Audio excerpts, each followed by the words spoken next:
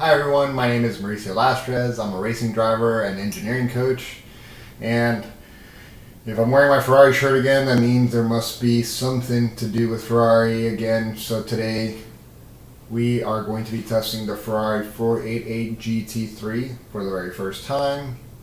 It just got released yesterday and I downloaded it last night, and now this morning I'm going to be taking it out for a few laps around Sonoma Raceway.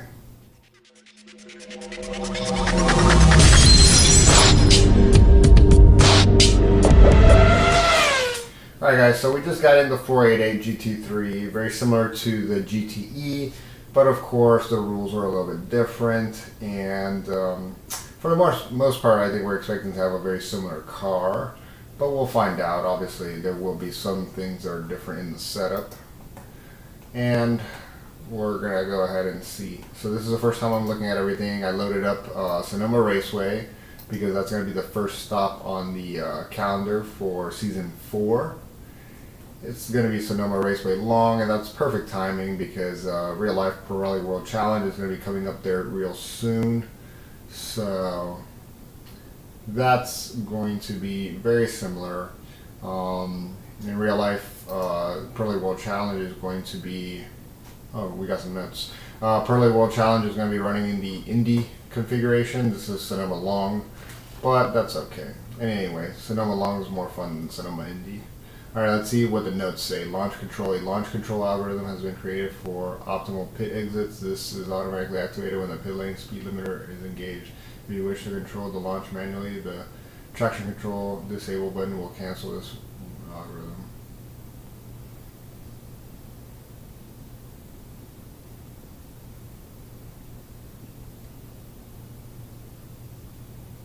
And then it says brake displays, and it talks about how they're not going to be able to show 3 digits because of the size of the display. As a result, for English units, we've adopted the incredibly uncommon unit of DAPSI, deca pound per inch squared, multiplying the display value by 10 to convert to PSI. Okay. Power, boxes, and recovery mode. This display has entries for boxes, power boxes, and 1 entry for mode, the real car, the real way to handle failures in the electrical and gearbox actuation system. We haven't replicated the function insignia. Okay, so anyway. Alright, so I have obviously the baseline setup, and let's go ahead and just take down the air pressure because we know that that's what's going to happen. Yeah, I'm not going to bother doing runs. I'm not going to bother doing any runs with the straight up baseline pressure, setup. So we're just going to immediately start making changes. So that's alright, and then let's pin the nose. Okay, so about 55 millimeters is going to be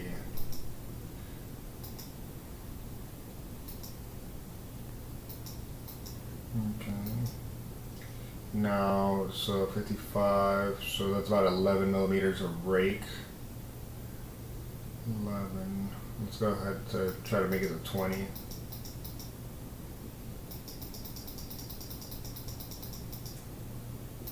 I'm going to make that change.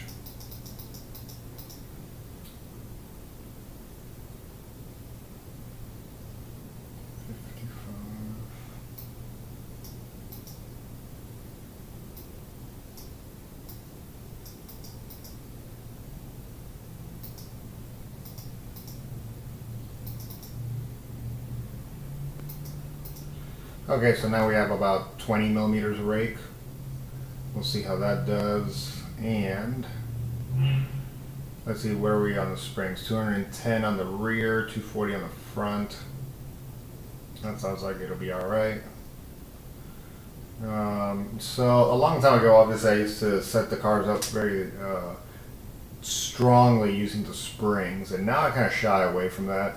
Realistically, before arriving to a racetrack, these springs are kind of set in real life by the engineers, and they kind of have an idea of exactly where you need to be, especially because of the aerodynamics. So trying to gain grip or take away grip because of using the springs is not a first resort, because all you're doing is really screwing up the overall suspension the suspension damping you're screwing up, and then you're going to be screwing up the aerodynamics also.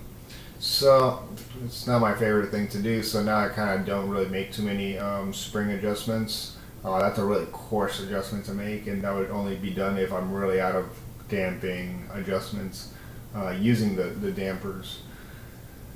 So definitely bars, any roll bars are a go-to, and the dampers, and between that usually I can get the car to be balanced pretty well. Wing as well. I'll do anything else, but springs only if, you know, the track really demands it. 2.4. Awfully low on the camera. Okay. Let's start a baseline Sonoma. And we'll call this file baseline. Is there any way for me to look at other folders?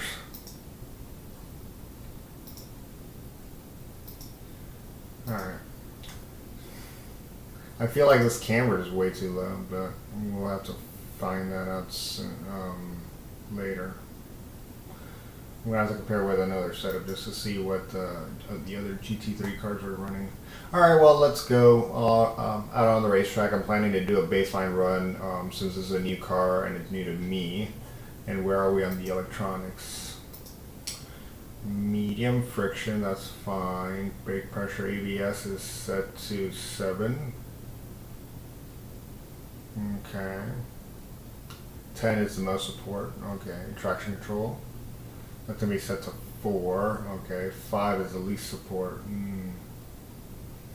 Okay. And then mix 1. Very nice.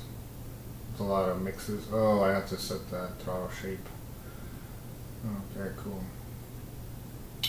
So throttle shape 1 is going to be the linear one. And setting has 6S. So you have 6 engine map settings. That's cool.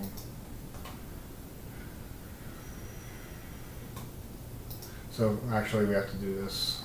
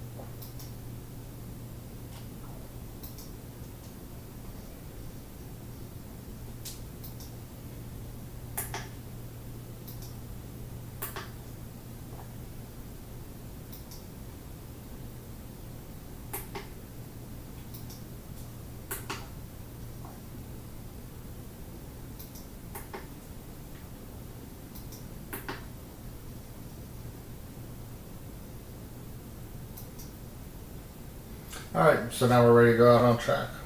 Let's see what this thing's like.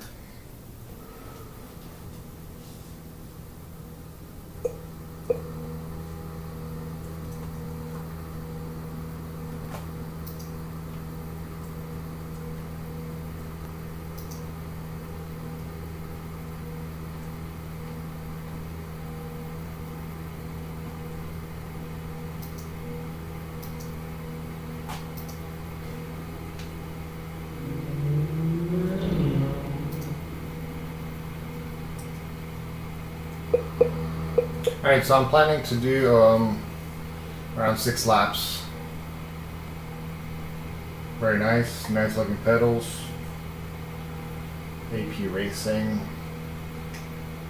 Pretty much the same cockpit as before. They're my boys.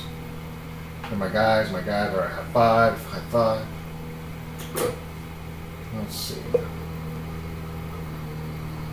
All right, we're setting off.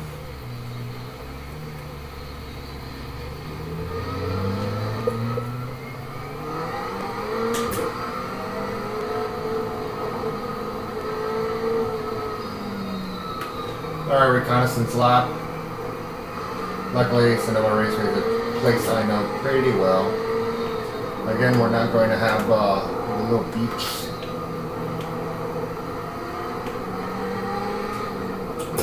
Because the car is brand new and I have no idea what the optimal shift points are. The next stretcher, okay, we're getting a little bit loose there. Might have gone too much rake. Oh, we'll find out.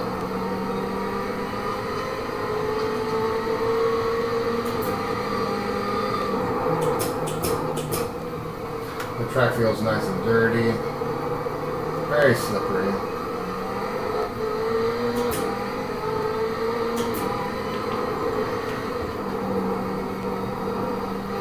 Awesome brakes. Maybe I'm going to have to go to low friction pads because they're pretty catchy as it is.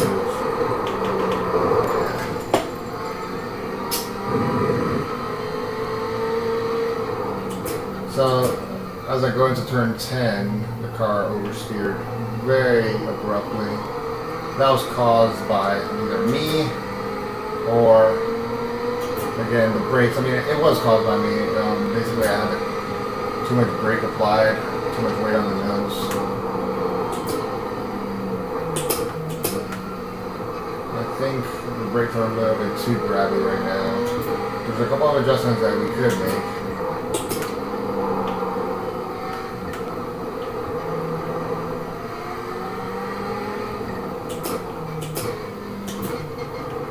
They obviously changed the ABS as well, but that's not really there. So let me try to find, okay, there's the traction. That's the mix. So we adjust the ABS.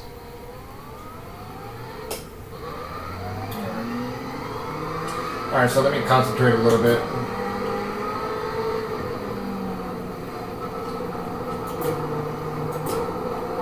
Try to find the right gear to the carousel.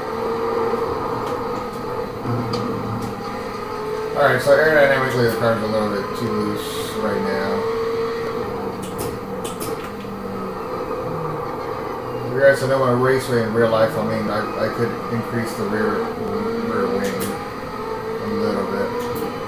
Because at Sonoma you're not going to be using low wings for sure.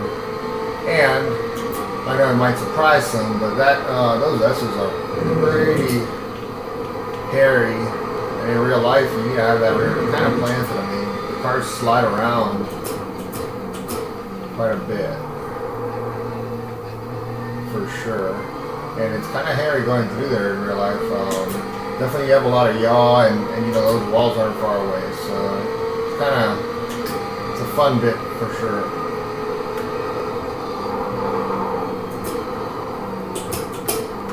I'm just going to do one more circuit just to see what else we can learn, and then we're going to make some quick adjustments because this is not going to work.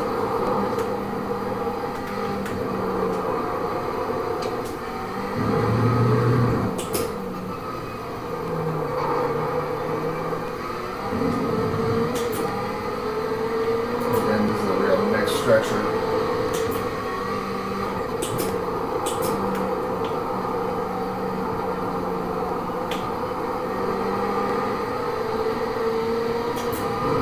So now, I guess the tires are getting a little bit warmer, the balance is getting a little bit better.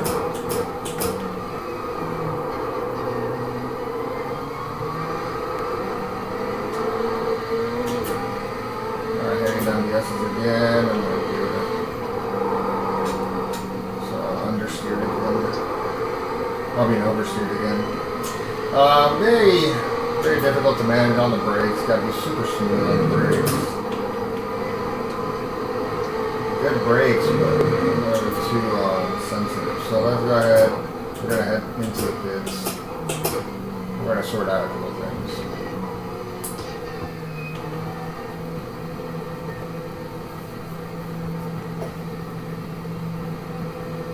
Oh, that's not my pit. Alright, well, first impressions, it kind of does feel like it has a little bit less downforce than the GT. Not sure about that. We can definitely make that comparison. We have the tools to do so. And it also feels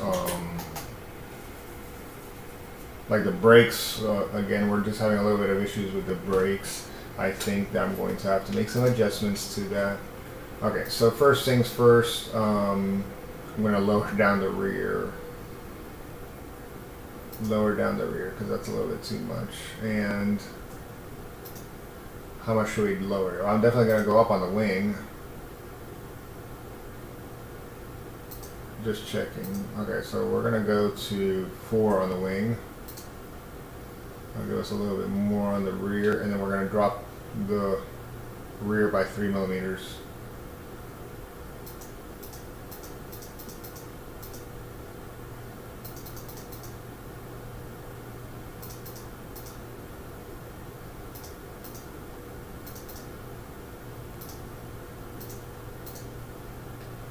Okay, so now we're at 72, and I'm going to go to low friction pads.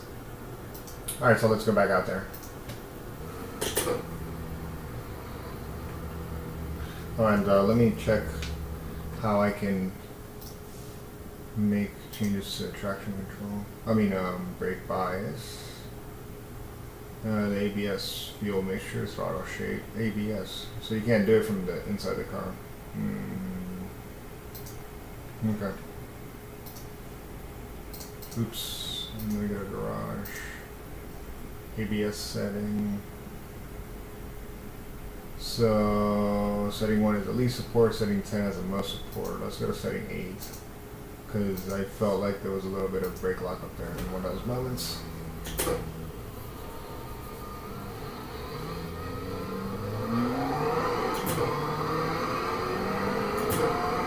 Okay. Alright, let's see if we can get in our little run here.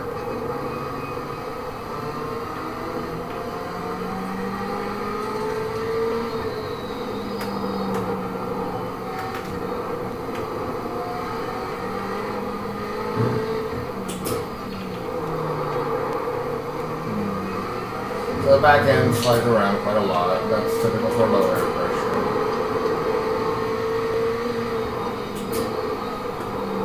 Already, we're not having the same issues that we had before with the oversteer. So that's a good adjustment.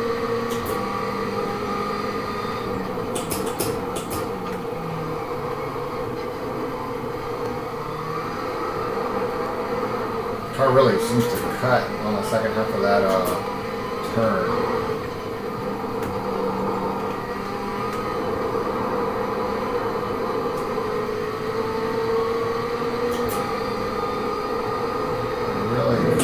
Like, basically what I mean by that is just that the car, when I'm done with my braking, oh, what was that? Oh, I hit the thing. I hit one of those tires. Thought something happened to the steering wheel.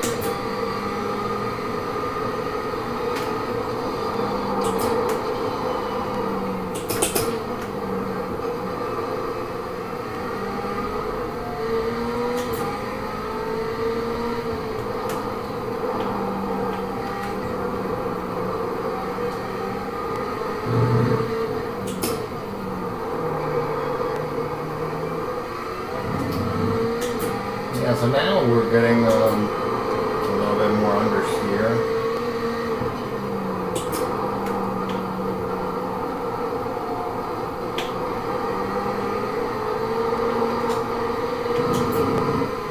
That wing adjustment definitely helped a lot.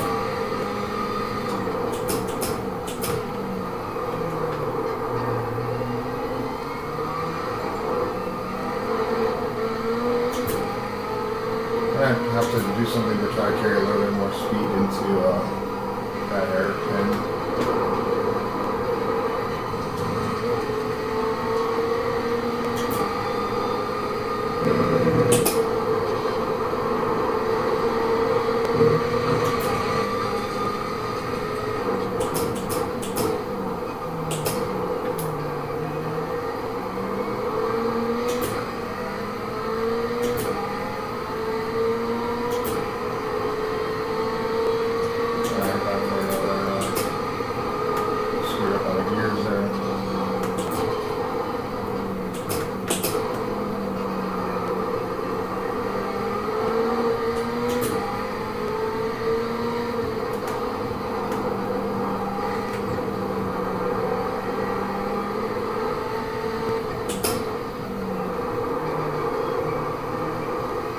Sonoma is very much a rhythm track. You gotta find that rhythm, and it's better to be pushing just a little bit under what you think is the limit. I mean, definitely on the car's limit, but not overdriving the track. Definitely pays dividends here at Sonoma Raceway.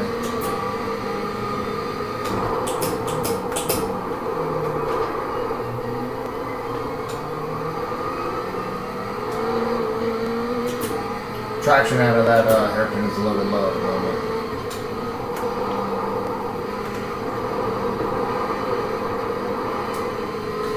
So I'm noticing that I am getting some issues with throttle on understeer. As soon as I got a throttle, the car starts to understeer a little bit on me. And that's going to be fixable a couple ways, one of which is with the diff, and the other is with the dampers.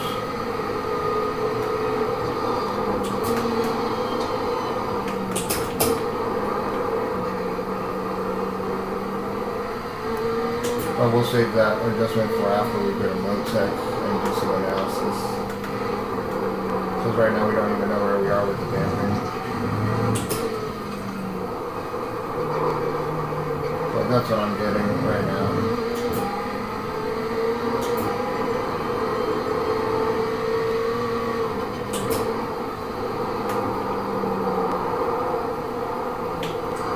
I'm getting a lot of understeer.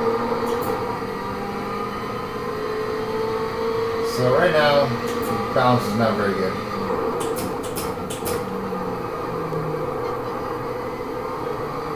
Definitely. I'm getting either oversteer or understeer. It's not really happy in very many of these turns. And it's not happy when I apply a lot of power to it, a lot of throttle. You have to be super smooth on the brakes.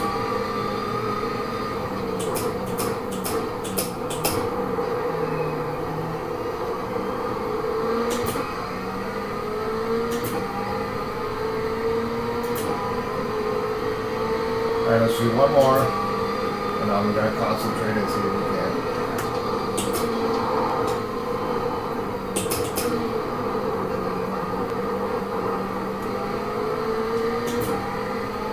Let's see if we can improve our lap time.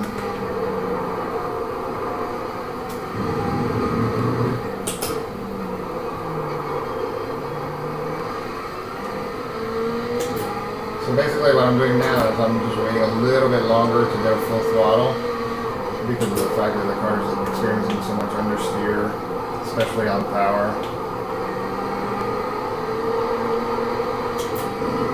So I just have to wait a little bit longer, and then that takes care of that.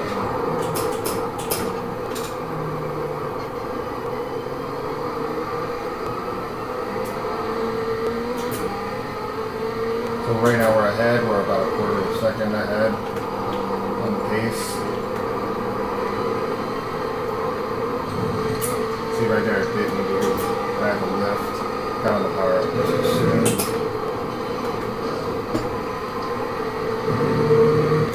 And now we're getting a little time back.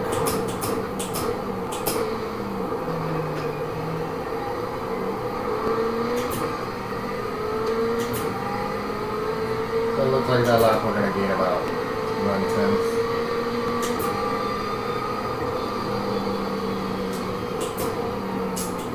Okay, let's go.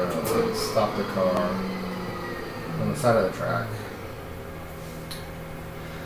Okay, let's see. Oh, let's see how it looks, eh? That's a beautiful car. That's a beautiful GT3. Right now I'm using the, I think it's our Ferrari car. Our Ferrari Motorsports. Okay, so let's see. We did a 31.1, a 31.0, 31.0, 30.8. That was on the last lap. So 30's pretty fast. Yeah, I mean, I was personally at Sonoma Raceway testing one time. I wasn't in a GT3, but that day, Flying Lizard Motorsport had their Audi R8 GT3. Well, I guess they were GTDs at this time. So they were GTD cars, so slightly less aero, so they would be a little bit slower, and they were running on Continental tires, but they were running 35s and 37s. So that's Continental tires and less aero because they were GTD cars. So okay, 5 seconds.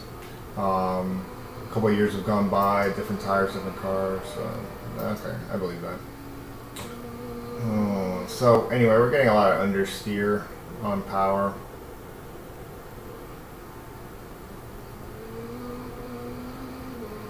I'm just gonna have to hold off on that adjustment, but those are the issues that we have right now.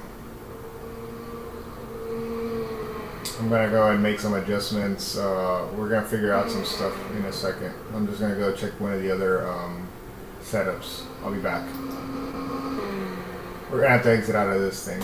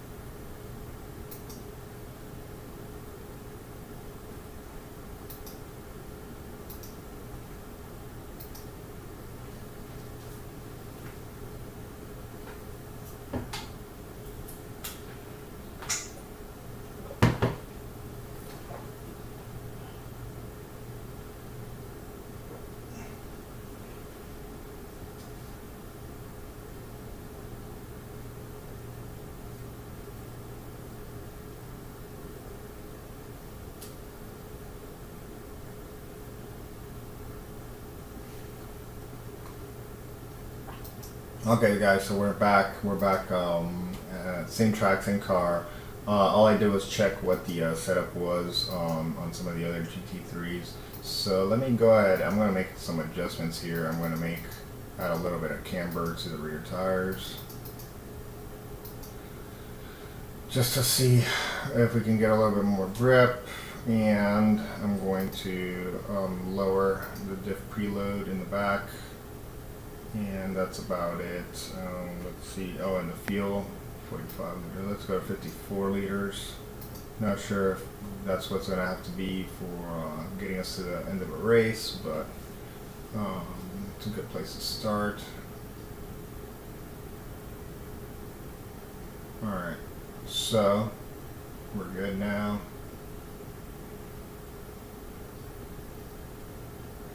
Let me think about the wing. What should I do? What should I do?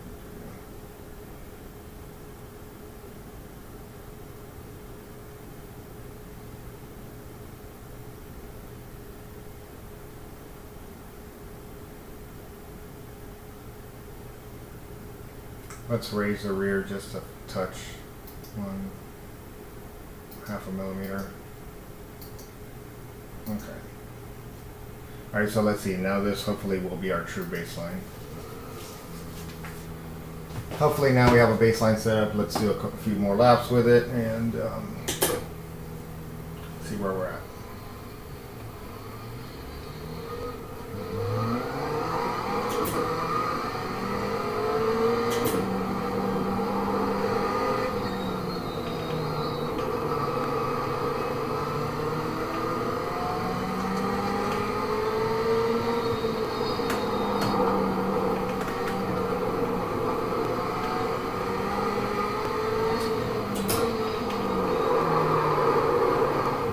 Skaty.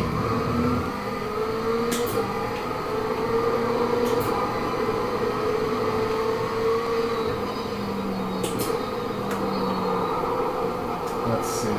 Wonder if it was skating in the back because of the camber adjustment that we just made. I think we took down the preload as well, right? I can't remember.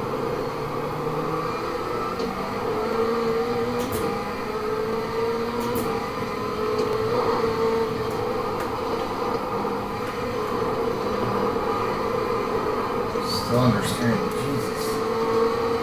So bad.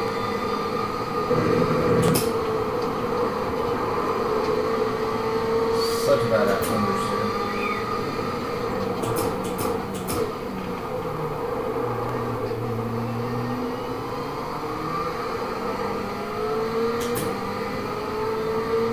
Try to see, I mean, I want to use second gear through the hairpin, but we'll see.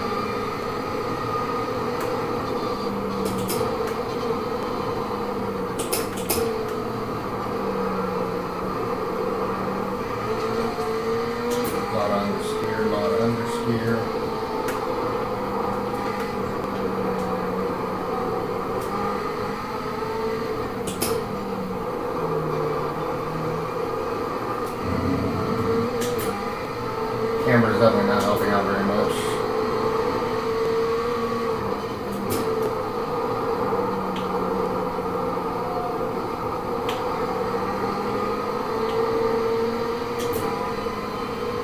If anything, I might be making the car just a tad bit more.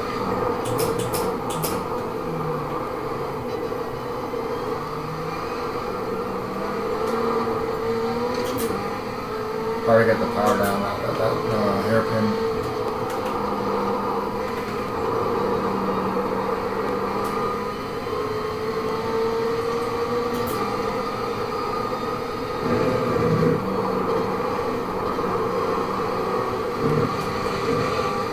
A little bit nicer through there in fifth gear.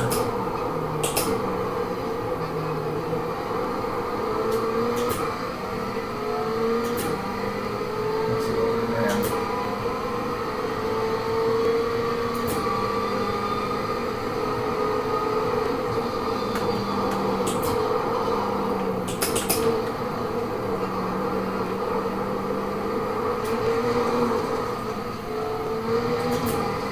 So 30.3, that was that lap. And now we've screwed this one up already, so. This lap is gone, and we drifted around that corner.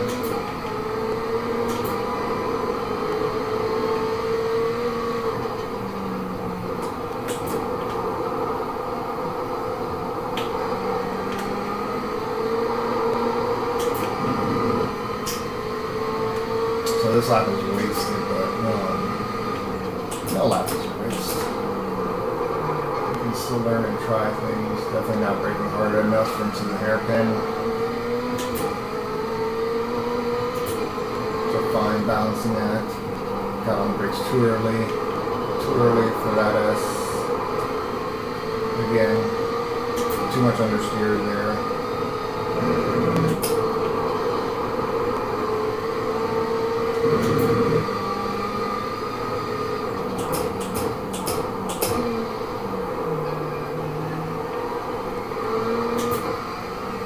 Alright, let's go. Let's concentrate. Let's put another lap together.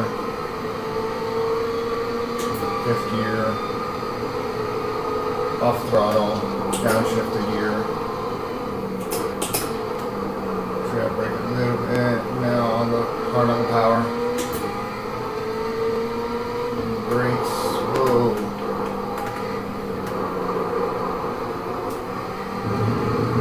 Hard on the brakes. Trail brake. Trail brake. Trail brake. Squeeze throttle. Full throttle.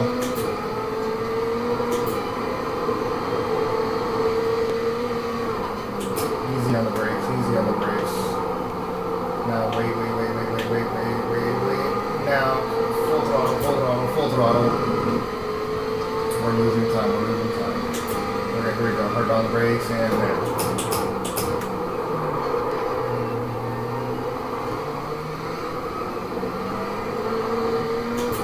Losing a lot of time to that hairpin.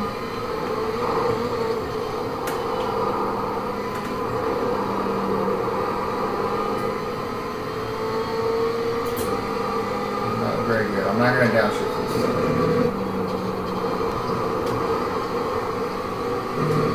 No, that did not help very much.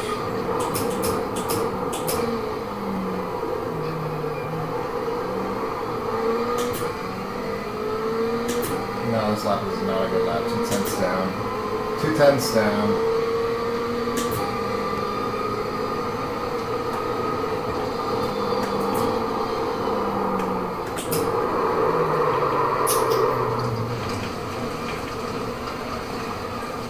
In the spin cycle. Okay, I think we have enough to go off of. So I'm probably going to use the data from the first run. I'm not really very happy with the handling right now. I mean, Sonoma is a tricky track, so we'll make some adjustments. Alright, let's just get a MoTec. What else was different? This diff preload was 5 less. Okay, let's get out of here. Alright guys, so we've made our way over to MoTec. Now let's go see what we can find out. So I guess, let's see the brakes. Let's see, which lap are we looking at? We're going to look at the fast lap from run 2. So I didn't see the lap times, but apparently we did pick up a little bit of pace there with those adjustments. Immediately it was running a 30.3 and then the next lap was a 30.5, so perhaps there was an improvement there. Okay, so let's see, brake lockup, very minimal. And this is brake pressure, so let's see if we're hitting the ABS. And we're engaging the ABS a little bit on the initial brake application there, and a little bit through and carried on. So a little bit of ABS into turn 8. No ABS into turn 4, I think. Braking into turn 2. Just a hair. So the ABS is helping us a little bit. No big deal. Into the final hairpin, just a little bit. And I do these little dips here because the track is kind of like, there's a point where the track has a little bit more grip because there's a little bit of a dip. So I try to apply the brakes there and I apply them really hard, but then I kind of come off them a little bit because naturally you lose a little bit of grip as soon as then the car bounces off, and then you can reapply again. Okay, so that's fine. Let's see. Let's go to the tires. We're going to make a comparison here between the two runs since we have a different camber angle.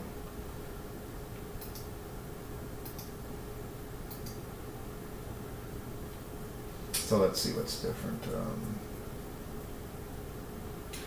So the top one has a little bit more camber in the front, half at the 0.1 degrees.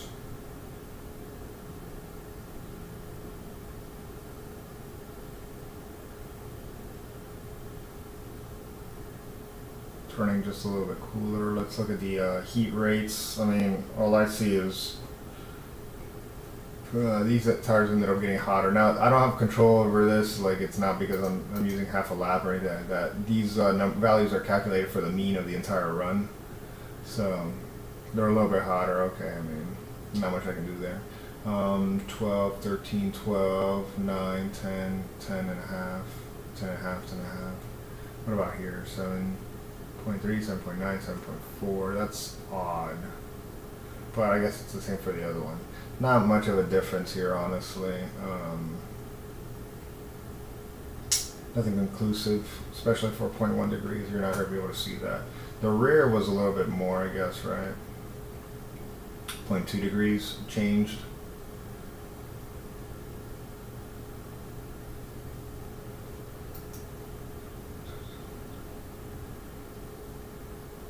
I'm just trying to see if there's any like trends that I can spot, but this is difficult to work with.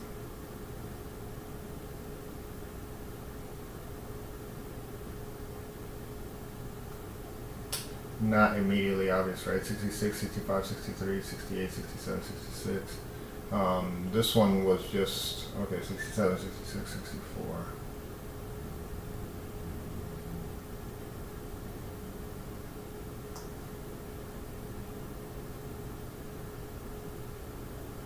The temperature difference, it claims that it grew. The outside to inside temperature difference, which is, I guess, what you would expect if you make an increase in camber. So the inside shoulder is just a little bit hotter than the outside. And let's see, this is going to be increasing, increasing, increasing. 64, decreasing, increasing, increasing, increasing, decreasing, 4.3, 4.95.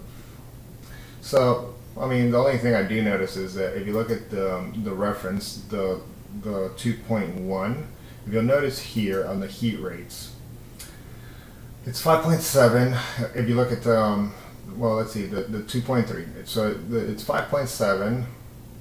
Degrees per second, then it increases to 6.2 in the middle, and then it increases more to 6.3. Here, when you have 2.1 degrees, it's 6.4, but then in the middle it goes down by a tenth, and then it goes up again by a tenth. So that's the odd case, right?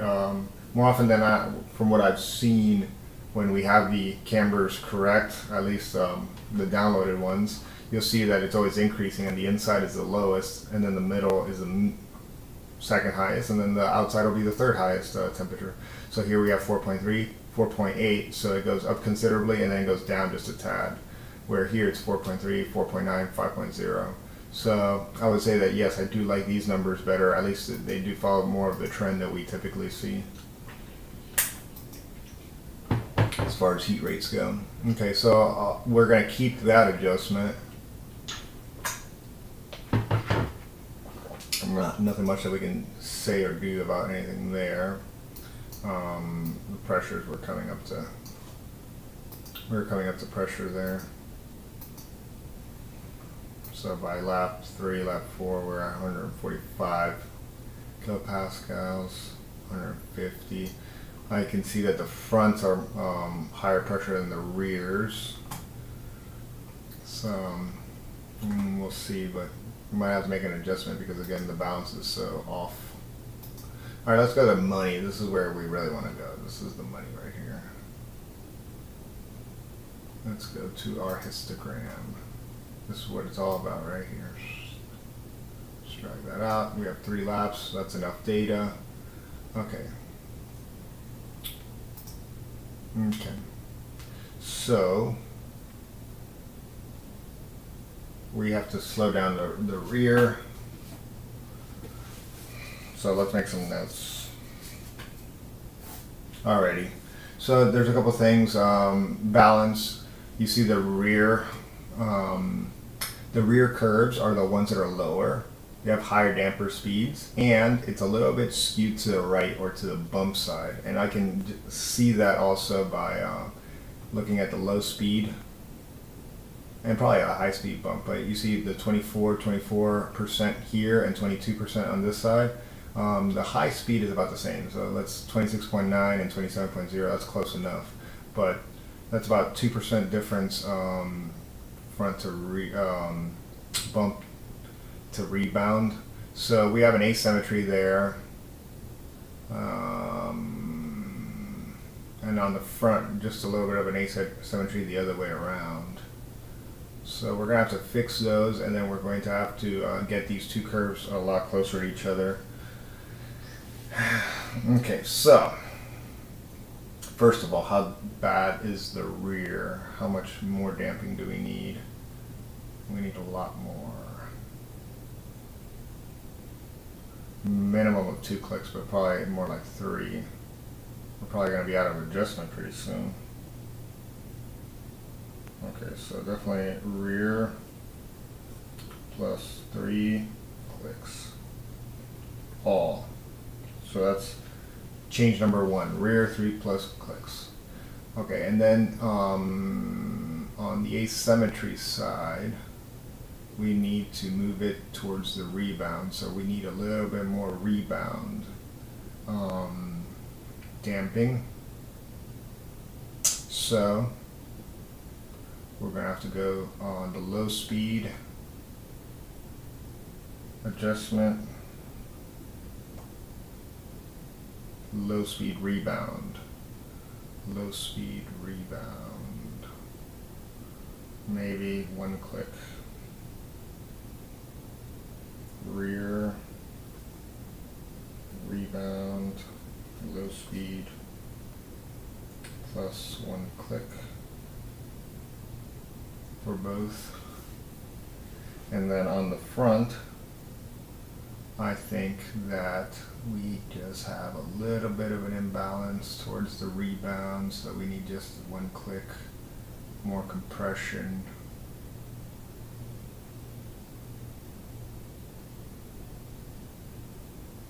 Low speed and high speed.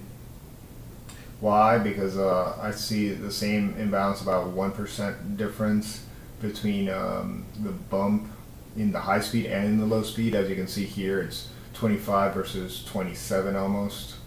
25 minus to 26. Okay, that's fine. But then here, 23 to 24, it's about 1% difference. Let's just see if we can get it just a little bit better. So front.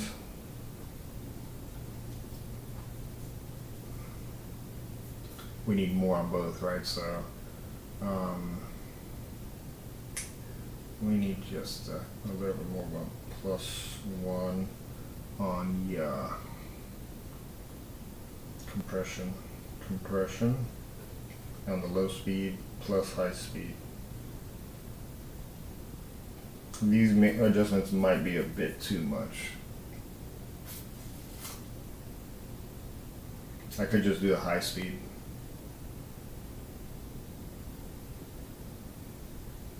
Oh, okay, let's not do the low speed. Let's just do the high speed and the rear rebound thing, right? So just the low speed plus 1 click, maybe 2 clicks almost worth it.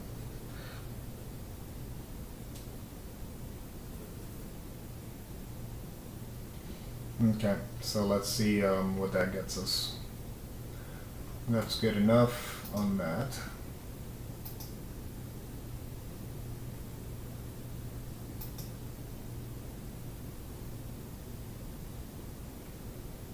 Can't really play around with any of that stuff right now as far as roll ratios and anything, because I need to type in a bunch of constants.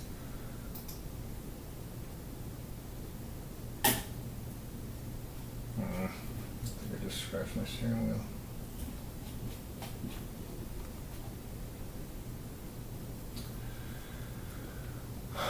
Okay, so we'll make some comparisons, but this is going to be our first real adjustment to our baseline setup.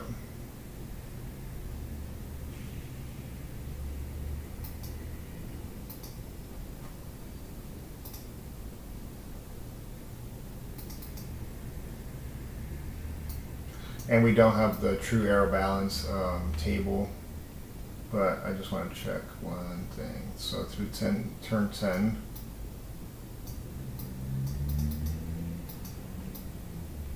so the aero balance is around 30-something%, but then as soon as we turn in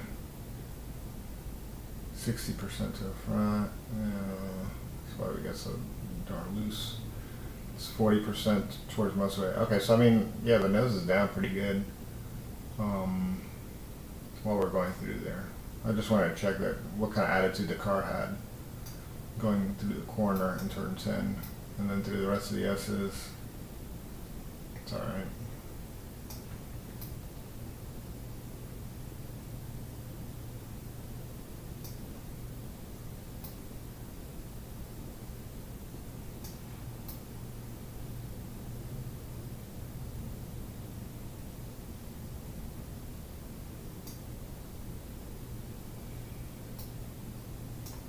Alright, so I'm just looking just to see the average aero balance, but the average aero balance seems to be around 35%. If this was, I think this is from the BMW Z4, so it just has to do with it's a function of the ride heights. So we don't know what the actual aero balance is, but that's a good place to be anyway, if it's comparable to the Z4.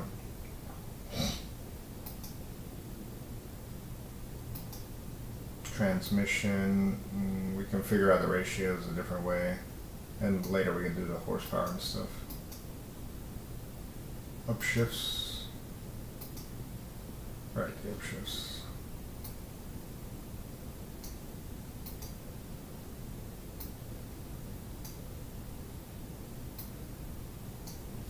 Okay.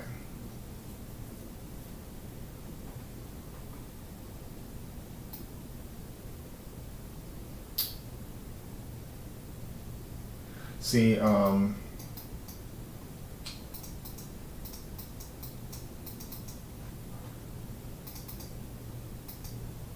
it's fine. But I mean, I kind of don't like seeing this type of thing. I wish I could have gone on the throttle just a little bit harder. But the way that this accelerates and ramps up is just a little bit too timid, and it has to do with my throttle application. And you can see it here. I guess let's go to throttle. And you can see this type of curve is not normal for me. So just understeer. Same thing later, I'm having to wait. I had to get off the throttle a couple times. It looks like there wanted to be some wheel spin. And there was about 13% wheel spin here. And then I react to it and then drop the throttle again. So maybe go up a little bit on the traction control, just to keep things steady. And here's me struggling with understeer. So big struggle, big struggle.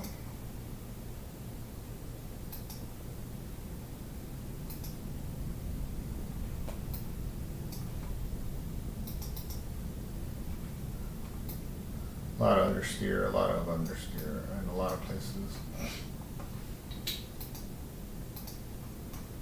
Alright, so we'll make those adjustments to the damper and then we'll come back. Okay guys, so we're now back in MoTec, iRacing. Alright, so let's see what we wanted to do. We wanted to add 3 clicks to the rear to everything. 1, 2, 3. 1, 2, 3. 1, 2, 3. 1, 2, 3.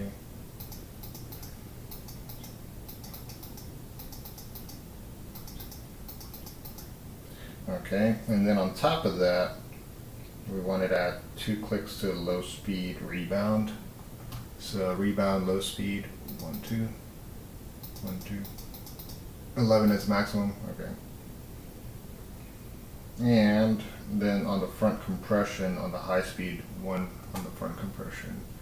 Compression 1.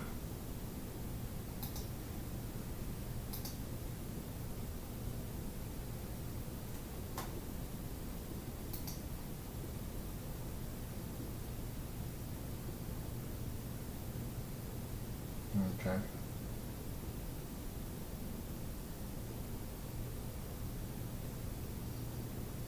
All right. So we'll do that then, and I guess we'll just leave this setup alone as is, other than that. And let's see. See how it goes.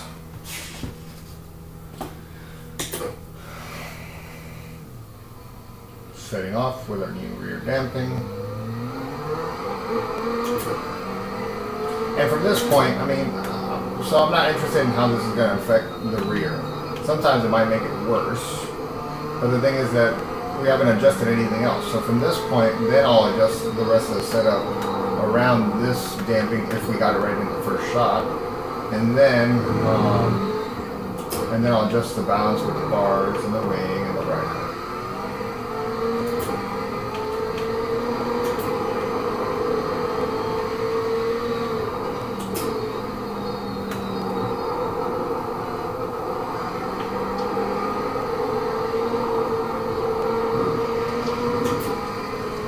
Still, I mean, for the most part, it feels about the same right now.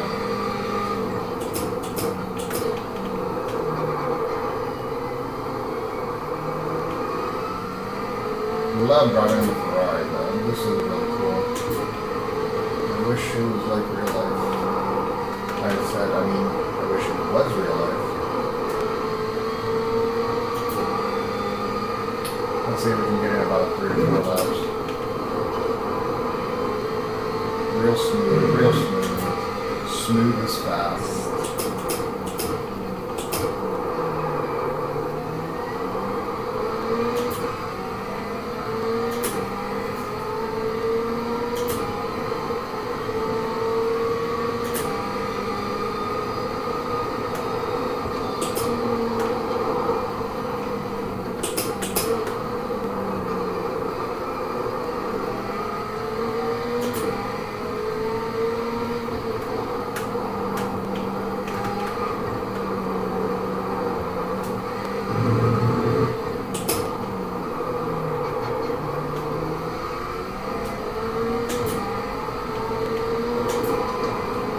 Gotta get in there.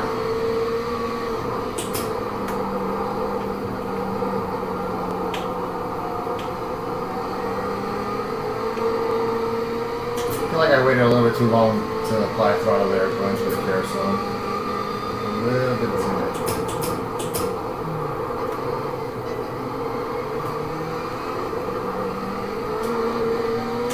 I didn't make any changes to traction control or anything because I wanted to be sure that I had a good comparison to the previous run, so didn't even change that, even though it really would have made very minimal of a difference.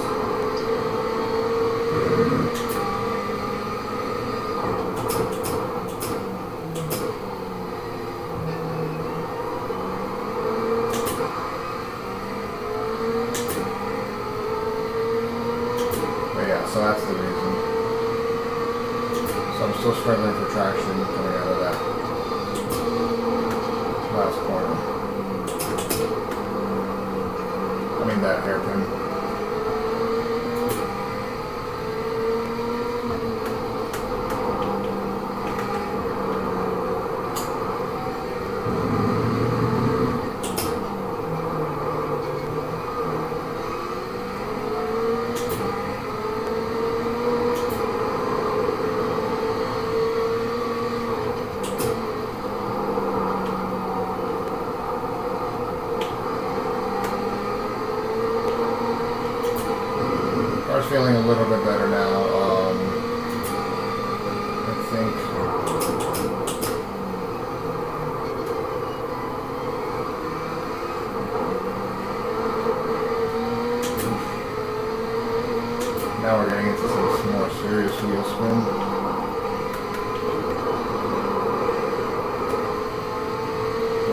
time now. We're losing time. The clock is going backwards.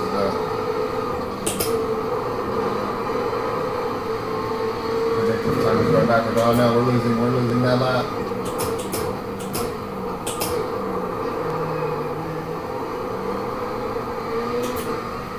We got it back.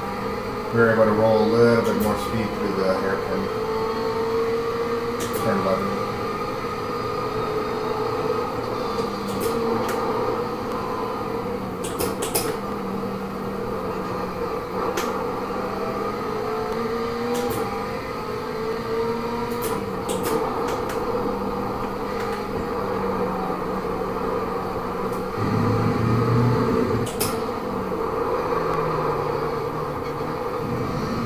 Start cooking the rear tires because 2 successive slides in a row. I'm not going to make this happen.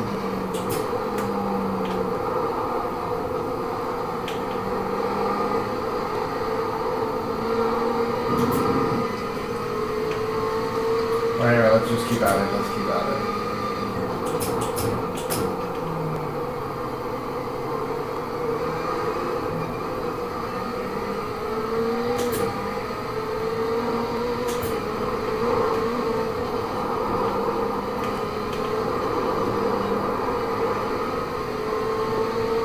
In general, it does feel a little bit better though.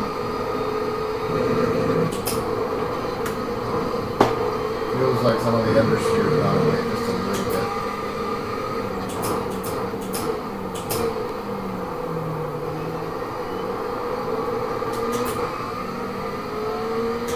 So that was a really bad lap, about 8/10 off.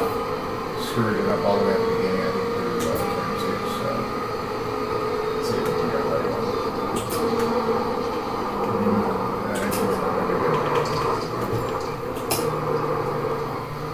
So we made it worse.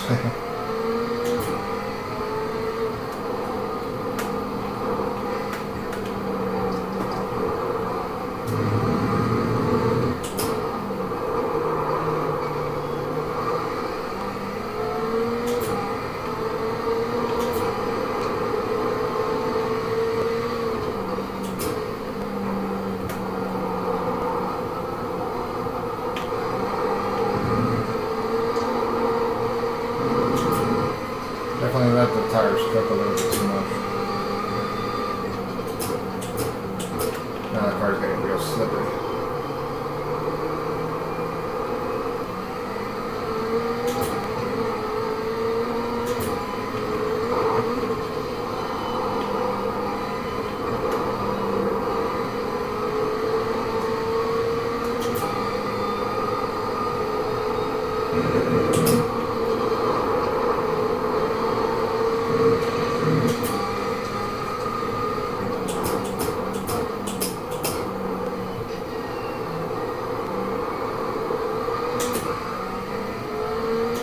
I'll make a brake bias adjustment.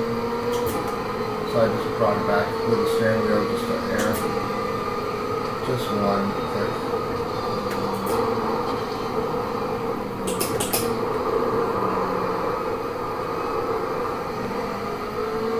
Again, the rear tires are just getting a little bit loose.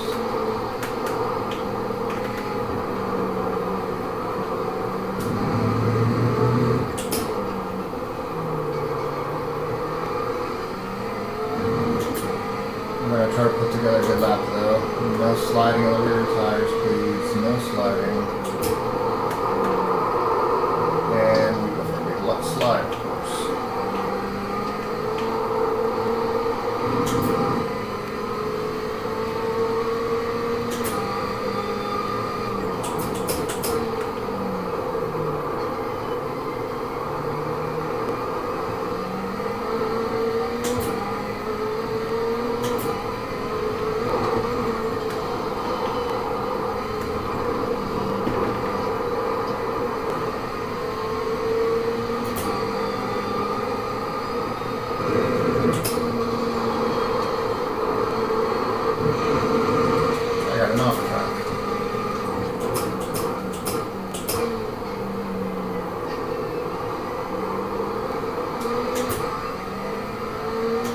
So that's almost a second off the pace. Not very good. Okay. but at least it was a longer ride. So.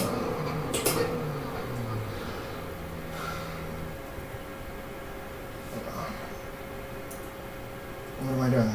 Press pause so resume. What the fuck is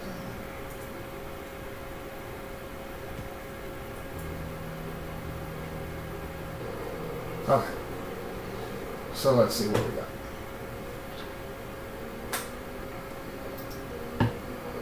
Tire pressures, again, not looking too good. Big, huge difference there, but the temperatures are now starting to get hotter for the rear. So 101 in the right rear. It's about the hottest temperature across all the tires. So I mean, yeah, that gives you a sign of where the balance is going. Okay, so let's go back to MoTec and see. Let's see how the dampers look. All right, at least they're on top of each other.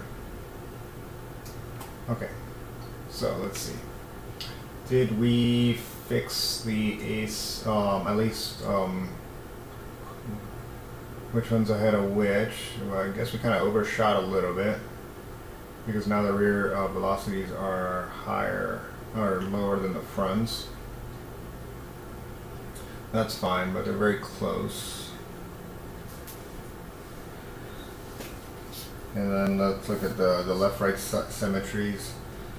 At the front, the low speed is pretty good. At the rear,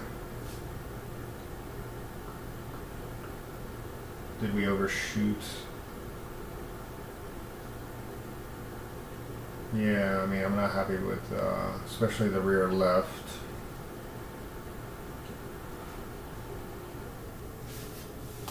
So, first let me show you guys a comparison from the last run.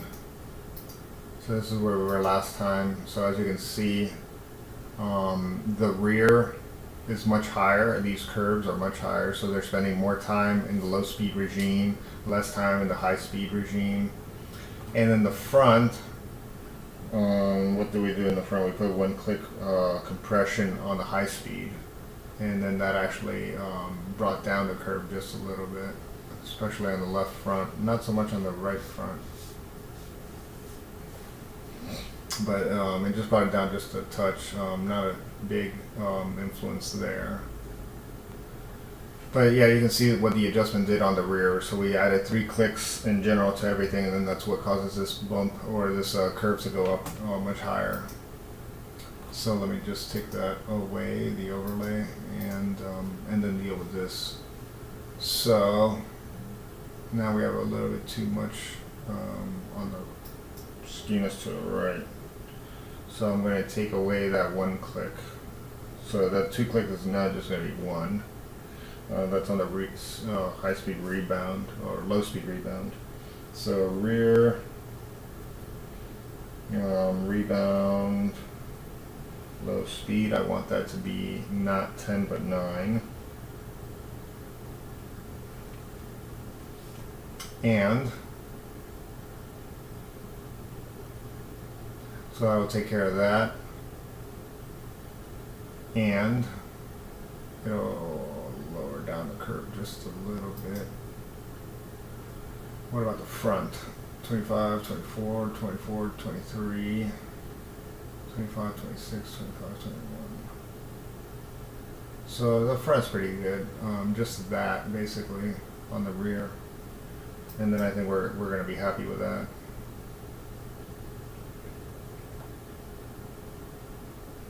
So low speed rebound plus 9. We're going to take 1 away, and then that will shift the balance over, and then that means that we can start working on other stuff for the balance. So, but then, you know, that's going to create another change. So basically what I'm thinking about doing is definitely going to be going down on the rear bar, the rear switch, the rear anti-roll bar, because let's talk about it. Let's talk about what I feel that the car is doing. Okay, so heading into turn heading into turn two. Heading into turn two, first of all, turn one, I don't really feel the downforce very much. Sometimes I feel the car's a little bit planted a little bit more. I don't feel it. I kind of have to get off the throttle just a little bit earlier and point the car in just to make sure that I follow the right trajectory.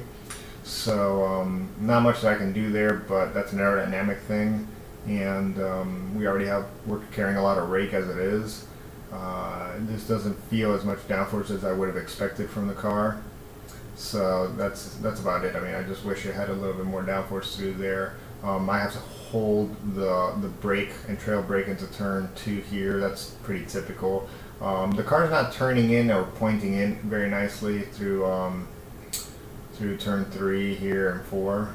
So perhaps maybe we'll make a change to toe in front, just a couple clicks plus 2 clicks, let's say. See if that helps us turn in just a little bit better.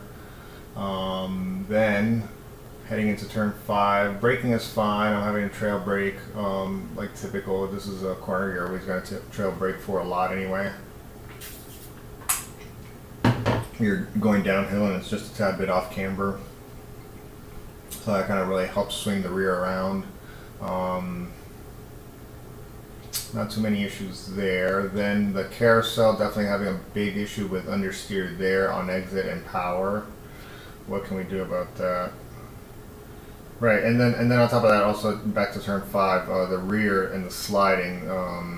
That's one of those places where the rear end wants to slide a lot, so I kind of want to soften the rear ARB, even though it's going to make things tighter in some cases. I want to save the rear tire temperatures a little bit. So we're going to fix oversteer or understeer another way, but for right now I think that we need to fix that rear slide. Also same thing going into turn 8 or whatever this is. The rear sliding too much, so it's right around the apex when I'm about to release the brakes and everything, and it's just kind of doing this little snappy thing. So I just think the rear anti-roll bar is going to help in general keep the rear just a little bit more settled in that transition phase. Heading through the S's, yeah, just having trouble there with putting the power down in the final S. Turn 10 is fine, and then turn 11, same thing with that sliding. These are the problems that I am experiencing. So we're going to make a toe-in adjustment. We're going to less rear any roll bar, and in general I think that we can the front as well. Front any roll bar, we're going to go down on that as well. Okay, I think we know what we want to do. Alright guys, so now we're back in iRacing for the 3rd time, and we're going to make our adjustments. So first off, it was the rear dampers. Instead of 10 here, I'm going to put 9. So that'll help out with that. Good. Check. And then the toe in. So we want to toe out a little bit more just to help us get a better turn in. So we're going to go just 1 click, I guess. Just 1 click on the toe out. Otherwise it would be 2.6. I'm not going to go too aggressive with it, just 2.1. And then the front ARB, we're going to go down 1 click on the front. And then on the rear, we're going to go down 3, that's 2 clicks. We're going to go down 3 clicks on the rear ARB. And see how this feels. Let's see. Any other changes I want to make to it?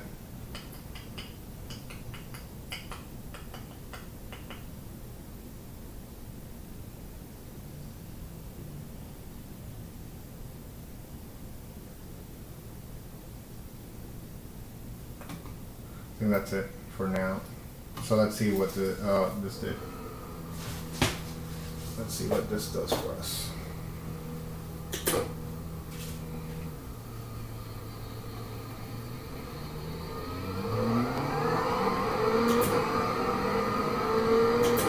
Telemetry is armed, of course. We're back at Sonoma. Testing, private test day. Those are expensive. Especially if you're a team that came out of Houston or Canada. Way to go.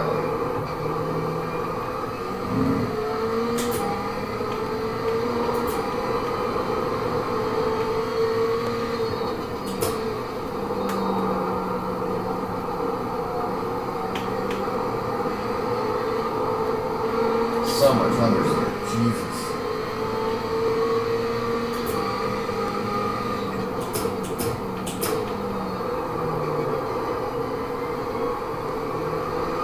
And of course I kind of expect that because now we've just made a change to the roll ratio.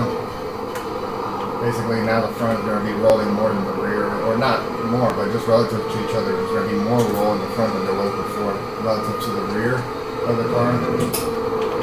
So we just actually made the balance a little bit worse, but what I'm hoping for is that the balance is much better, you know, in those laps after the first lap, you know, when the tires get a little bit hotter. Our long run balance is not very good.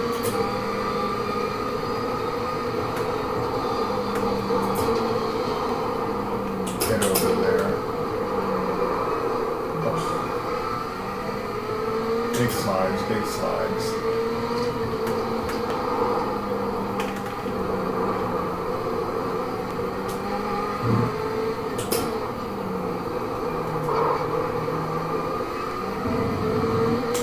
I like the way at least that turn went. I have a big sore throat today. I think I've been pushing a little bit too hard lately with gym and projects and stuff. Did not want to lift there.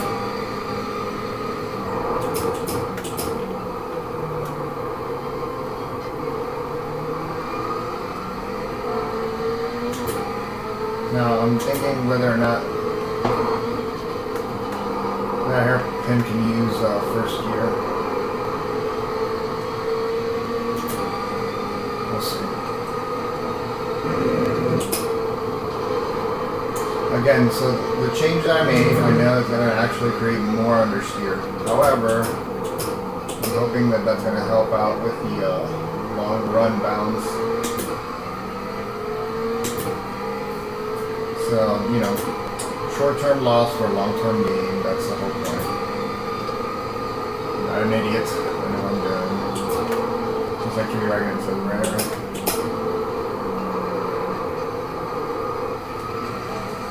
Horrible understeer into turn 2. It's so bad.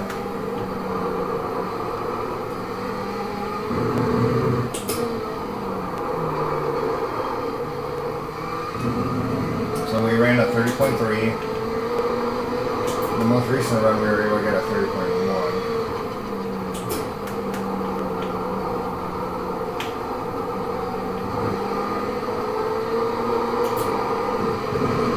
So yeah, I mean the car's understeering just a little bit more.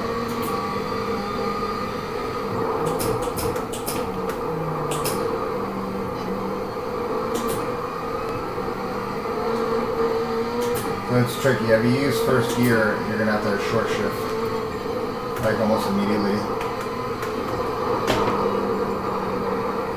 I'll try to get it to second because you're just never going to be able to get it away from their traction is so low.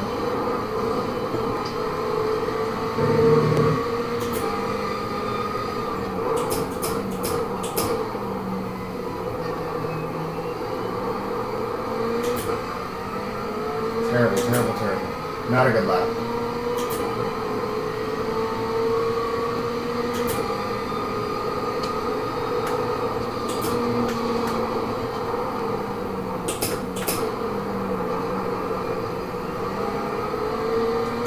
That was much better because I was able to keep the nose pinned a little bit more.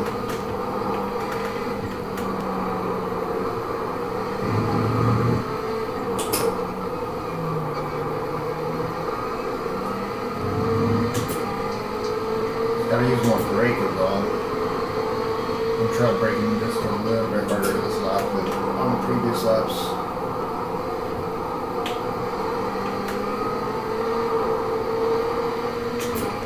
See how bad I actually lifted that time. I would have gone off in the grass like I did the other laps.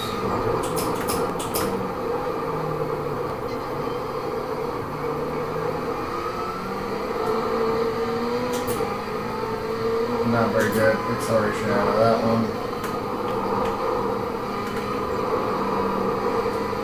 And I missed the curb on the second, on the last S.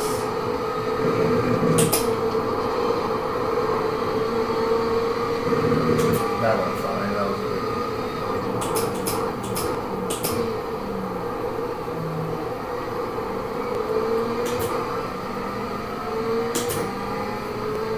At least we were able to put together one good lap. Just a little bit faster.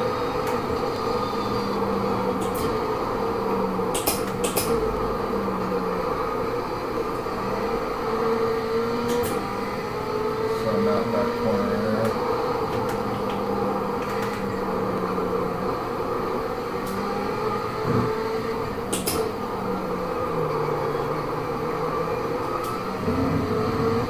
So I should also be evaluating the toe-in adjustment that we made, but it wasn't that big of an adjustment. You know, I honestly can't feel the car really turning in that much better. Maybe I'm just marginally a little bit better through turn 3 and 4.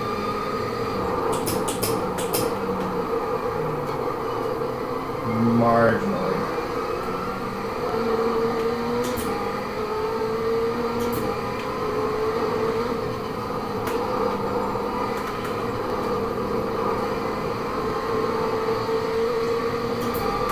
I'm really having to drive around the big understeer though. But definitely the car's getting a little bit better. I'm getting a little bit of confidence.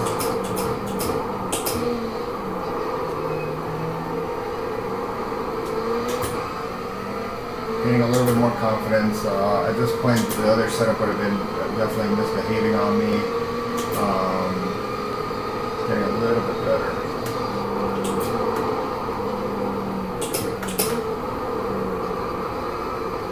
Now we're being able to put down a couple consistent laps there.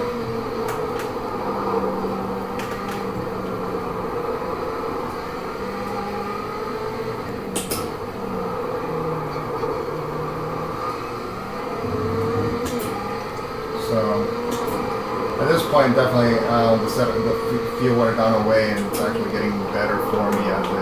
It's still understeering, but definitely nothing. It's not getting worse. It's not getting worse, the tires are getting older. So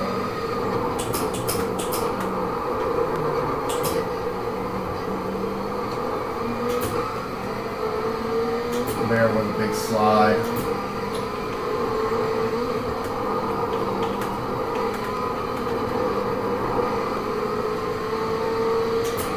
As I gain confidence, what I can do for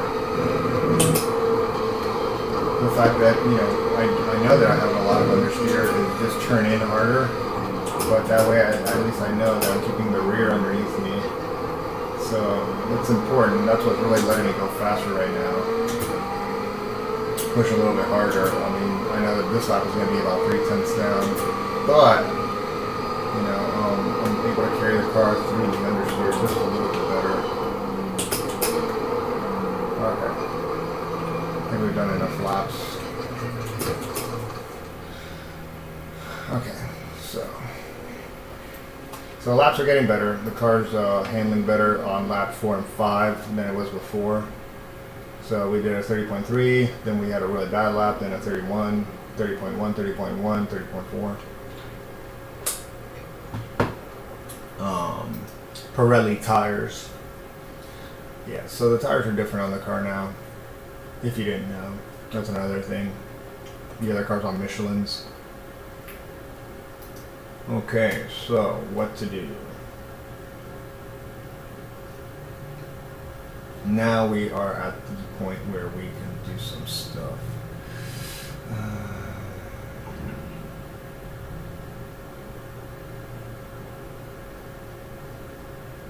still feel like the front doesn't have enough grip.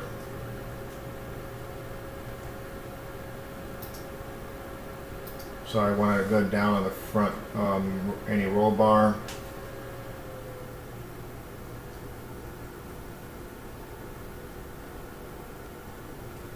And I'm going to go up on the rear spring perch offset or down so that I can raise the rear just another. Do I really want to do that? Well, the problem is that we definitely have an issue with wear on the rear tires and how the balance is changing. So the other thing is the diff. The diff, I mean, how happy am I with that?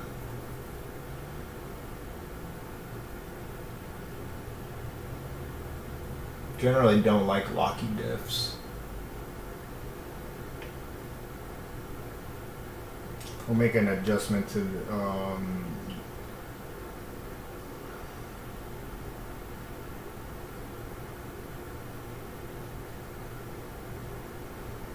yeah.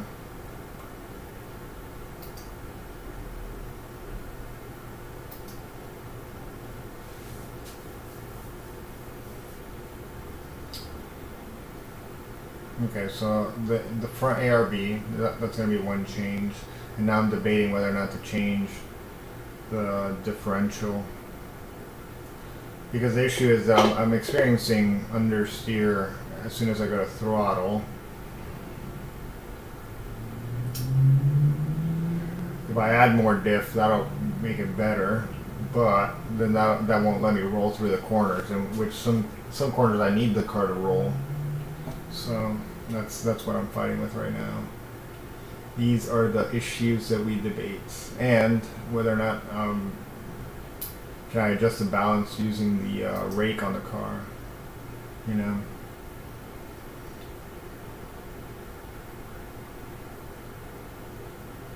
I'm going to make a test. I'm just going to make a really coarse adjustment and maybe just take off a plate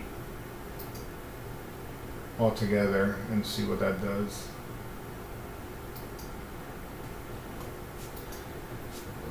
Alright, so this is just going blind. Same setup as before. Actually, well, we changed the front ARB. But let's see what the clutch plate does for us.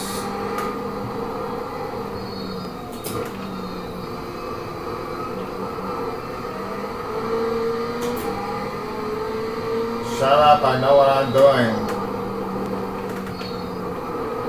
I know what I'm doing. Leave me alone. Although in this case I don't know what I'm doing. The issue is, I mean, obviously I know what the clutch plate does, and also the preload. The problem is that sometimes, you know, it goes the other way. Like when you take away so much preload, that then at that point the car actually kind of like understeers a little bit when you go to power. But it will roll better, which is what I definitely like to be able to do.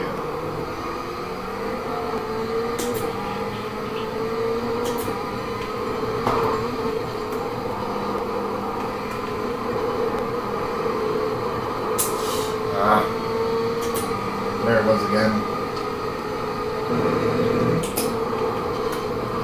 Ultimately, I know that I can fix that with the dampers later, but that's the last adjustment that I'll make.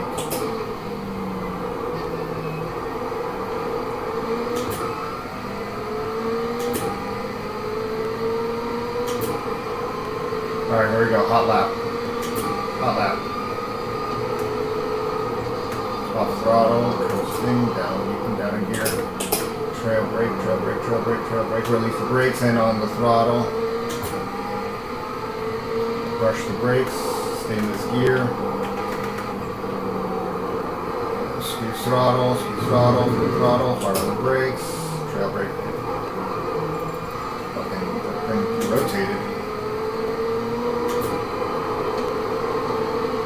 Now it's hard to tell whether or not that rotation came from the ARB or the diff.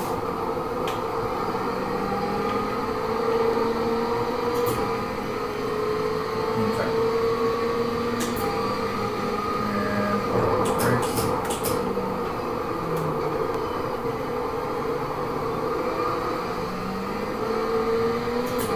honestly, it doesn't feel too bad. It feels a little bit freer. This is the top toe right here. It wasn't too bad, but I didn't get on the throttle that hard.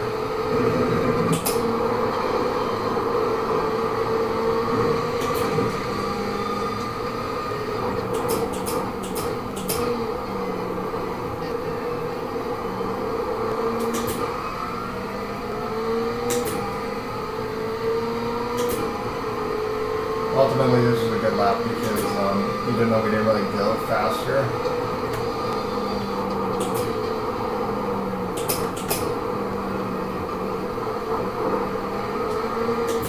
I think the car is much freer, and that will lead to better lap times later in the run, and because I didn't loosen it up in such a way that it took away rear grip, minus the ARB change, that also means that it's going to be constant throughout the run. Like if I'm able to loosen up the car with the diff adjustment stays constant the entire run. So that's not going to change.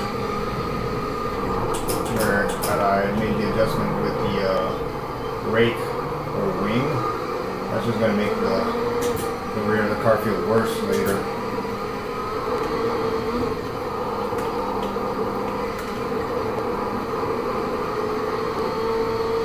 So that felt a little bit better. I got on the throttle just a hair harder than I normally would, and that felt better.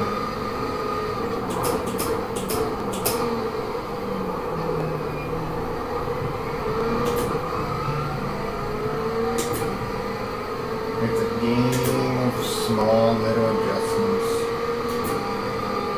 little tiny improvements here and there. Make a lot of difference. See that now? That time I missed. I didn't get to point the car in, so I didn't have a good line going into turn 2.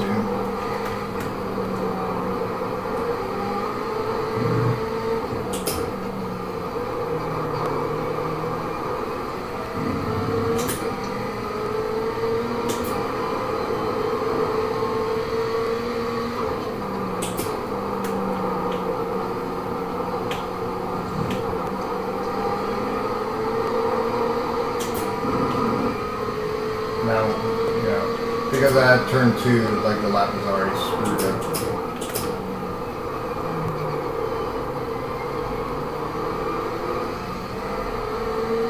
Down about 2/10 on this lap.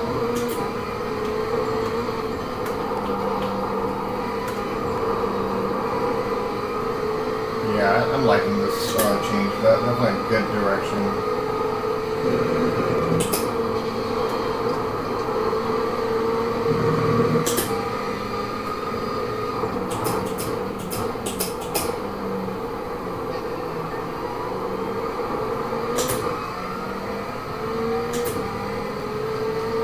So this lap is going to be almost 4/10 down.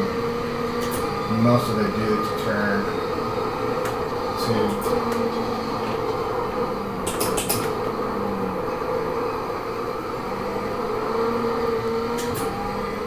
Much better.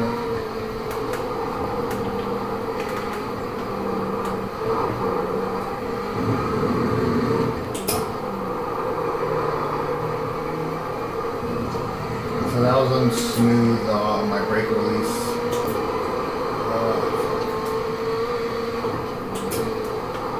And it caused the car to slide out the rear.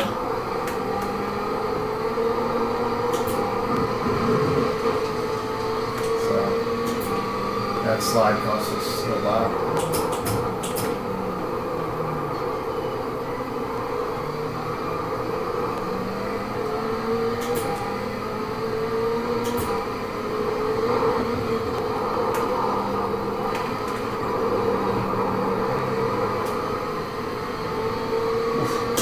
Lap is going backwards.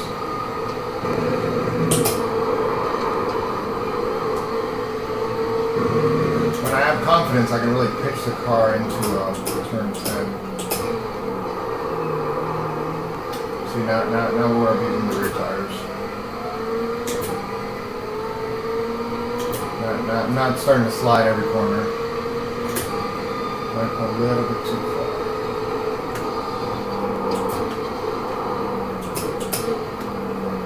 We need to gather ourselves back up.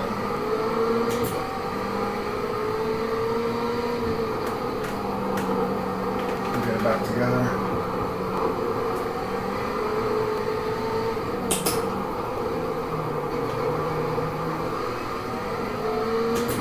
See, the car still has it. It still has space. We're only down 2/10 now.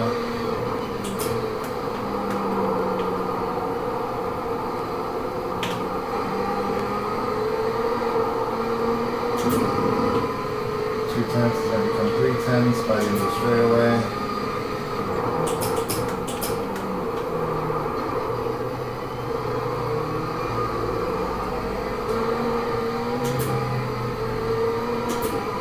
Corner though.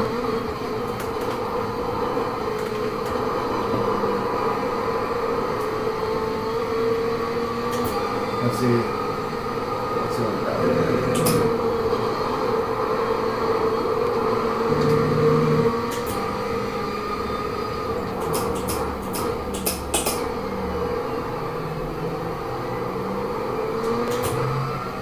So 2/10.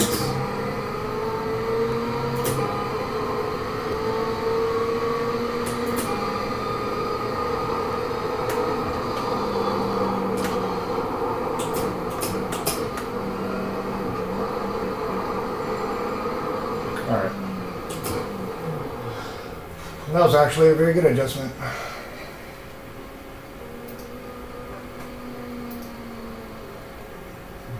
Okay, so I liked it. And the tires liked it. The rears are still just a touch hotter than the fronts. What else can we do? What else can we do to the car? Still not perfect. I mean, basically, what's going on? Let's see. Let's take a lap.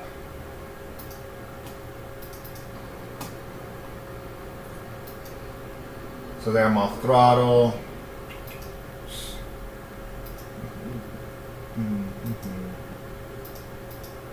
Let's take a lap. So I'm off throttle, I'm coasting, but you see I'm holding a little bit of brake pressure. That, I mean, in some cases I could also almost be on throttle here a little bit. And I'm not because of the downforce or lack thereof. Then when I increase the brake pressure again and trail off, put on the throttle there.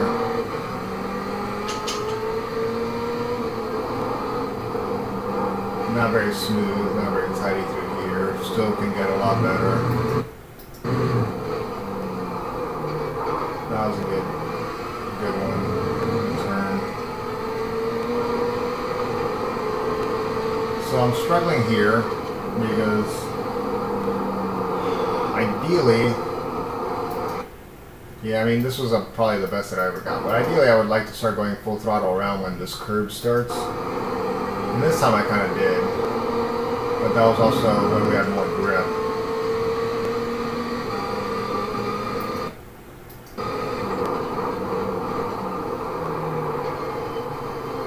The car's just not rotating as much as I'd like, I guess. So I mean, we need to rotate more mechanically.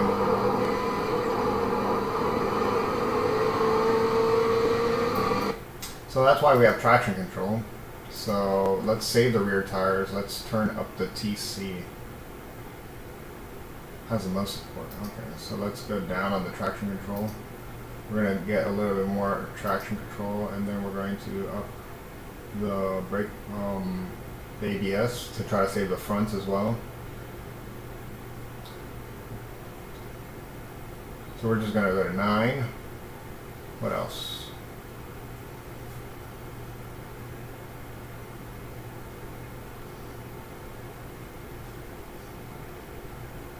I could raise the rear wing and then just really lower the front any roll bar even more. But I'm afraid of what this is going to do to my rear tires.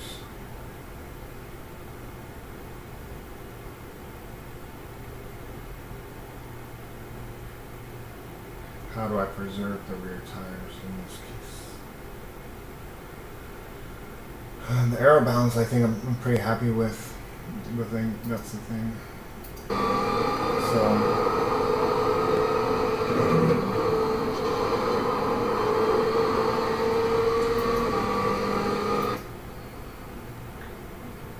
That is a beautiful car.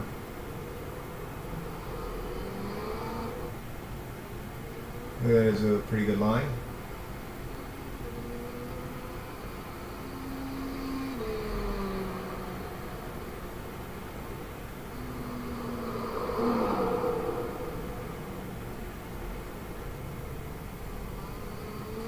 Alright, I mean, basically I like to drive a very oversteery car, but not when the rears are burning off of it. So, this is almost a case where we could get into territory allowing to lower the rear spring rate.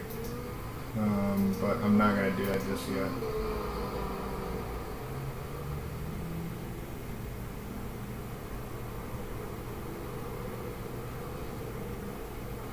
So we're just going to do that. Let's see, this is going to be our last run.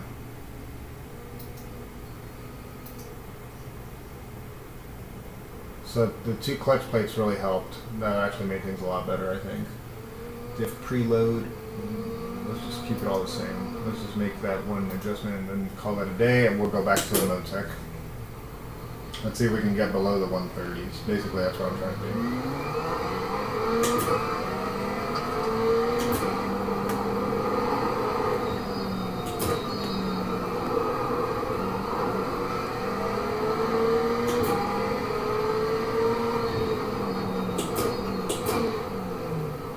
You know what else we can do? One second. I'm going to make, I think I'm going to make a caster change. I noticed the caster is like plus 7 degrees. Let's go backwards and take it back down to like 6 degrees.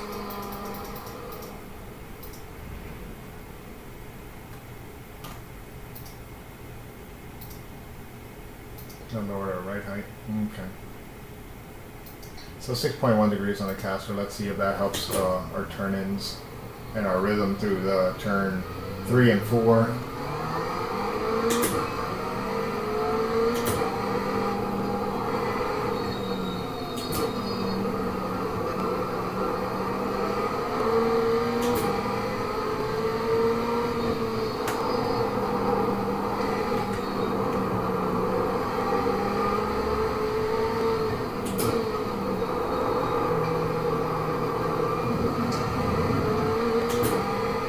Ferrari.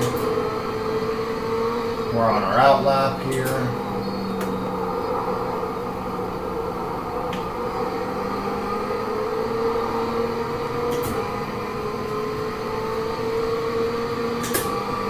Ferrari 488 GT3.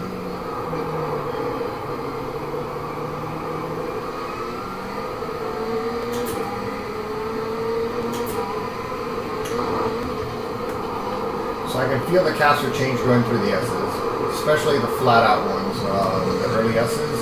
Why? Because, I mean, there I'm wide open. The change in direction is kind of being dictated by the front geometry to a large degree.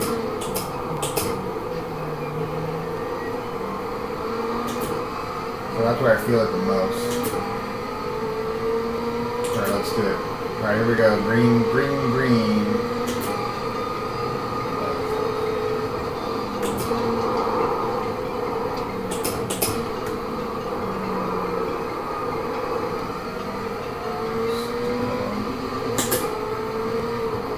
Well, clearly it's not going to be that loud. My 6 a.m. alarm went off.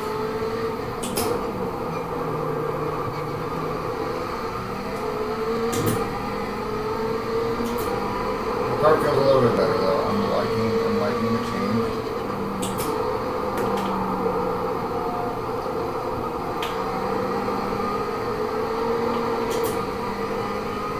It's on the brink of oversteer right there. That's good.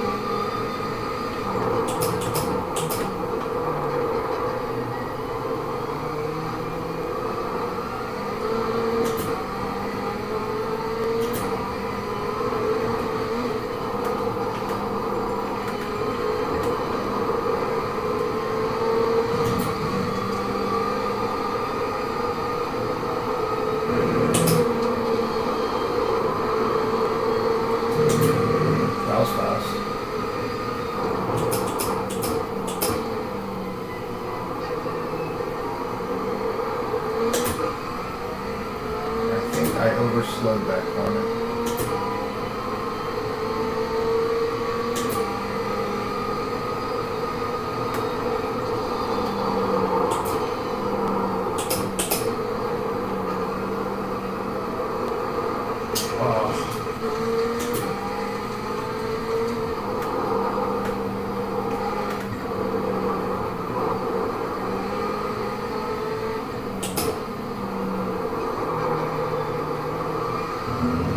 Terrible lap.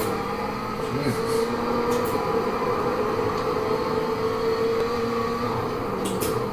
It's so funny how the balance changed so fast. Like I was happy with the car the first lap, the out lap, and like lap 1. That stupid phone call or the alarm go off that distracted me. Now, I'm very displeased with it.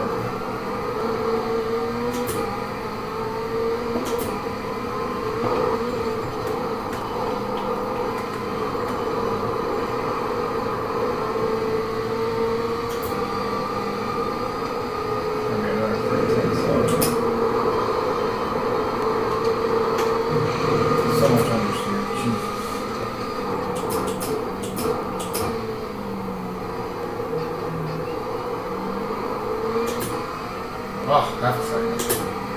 Unbelievable. Hate understeer.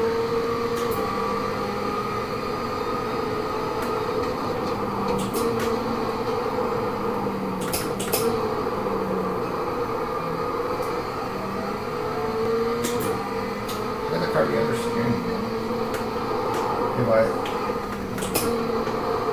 All I did was took down the front roll bar and brought back the caster, and somehow I don't like how the car is feeling. Look at that slide.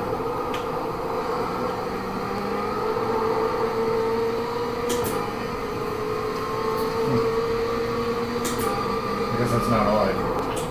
I actually added to the traction control.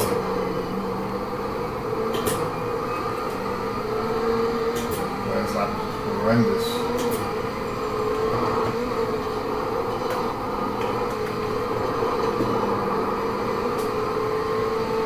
Horrendous. Alright, I'm going to just try one more lap, and if not, that's it.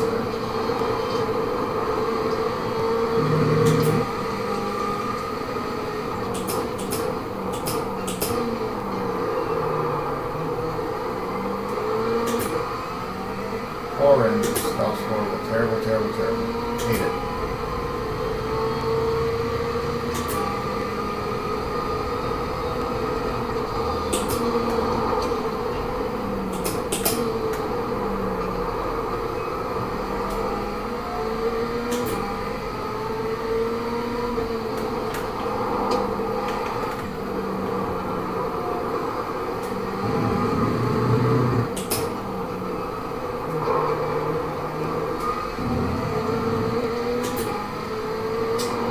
Can't really get on the throttle when I want to.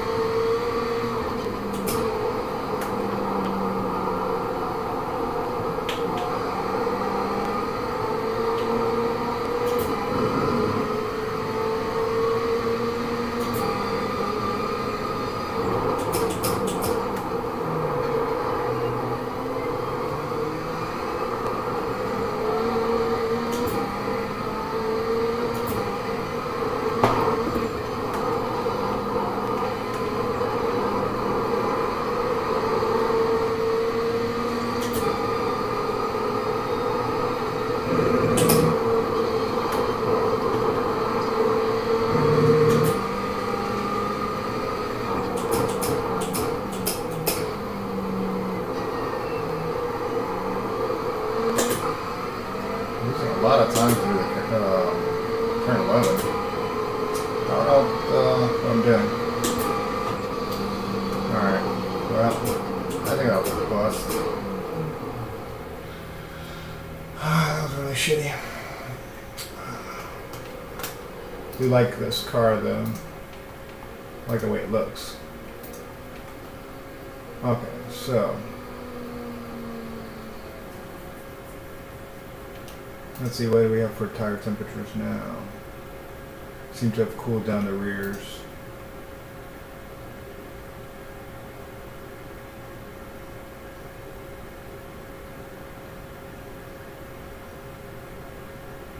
Okay, well, let's go to MoTec and see what we got.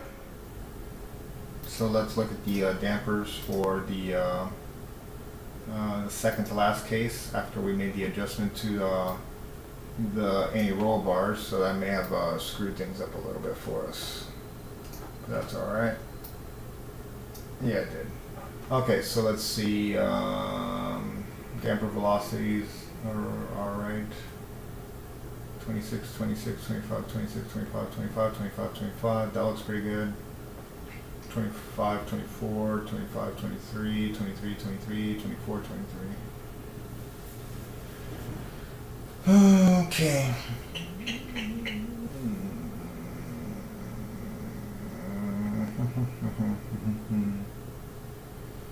Okay, so again, the low speed stuff seems pretty close and symmetric. Both of this. I'll tell you what I won't do though. So you notice that the low speed is symmetric on this side, but not on this one. I won't make individual adjustments. And 23, 23, 24, 23. I mean, I know that they don't look as symmetric, but the numbers say kind of otherwise, so that's fine. And then the speeds are just off between the two rear dampers. One's at 31 and the other's at 33, so we'll leave that alone. So, I mean, I'm pretty happy. Pretty happy. The numbers definitely look better than the other one. Now let's compare and see compared to the baseline that we had earlier. Right? So we do that.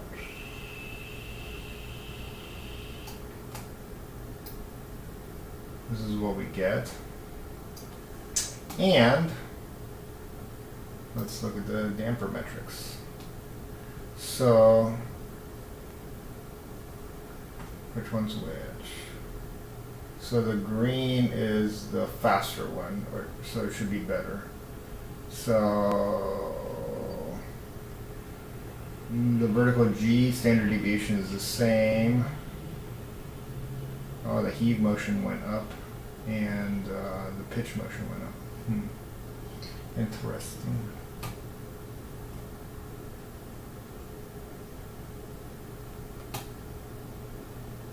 But we see a lower peak here, a higher peak in the pitch, lower peak in the vertical.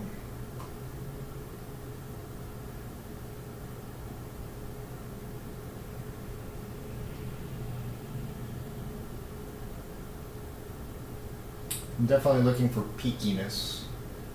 And ultimately, we're also not going to see a big change in the heave, but a big change in the pitch motion because we only changed the rear a lot because the rear damper velocities were higher. So now, basically, this means that the car's pitching less,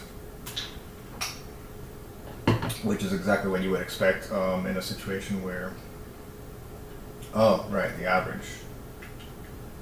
Yeah, so I mean the average stayed about the same there, but the average pitch motion got smaller for the second case, the one with the more rear damping. So overall, like you see, this is I guess what we were hoping for the most. And ultimately, I don't know that we're at the right damper velocity, so maybe 30, 31 is a little bit too low. The next thing would just be to take the exact damper settings that we have right now and sweep and just, you know, to all of them, click 2 clicks up and then from the baseline click 2 clicks down and see which of the 3 is the fastest. So let's go ahead and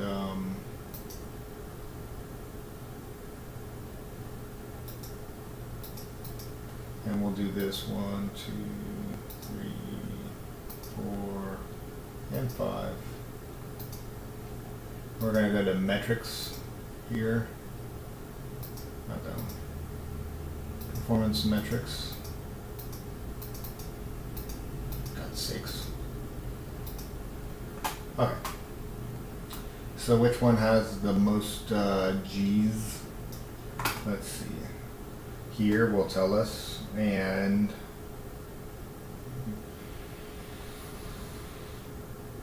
so 1.61, 1.6, 1.5, 1.48.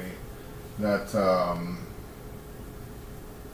the mechanical G's that we were pulling never really got too much better, it seems. 1.5, 1.8. We're definitely better than where we were where we started, 1.47 and 1.59. So just a tad bit better. Let's look at the throttle position percent of lap.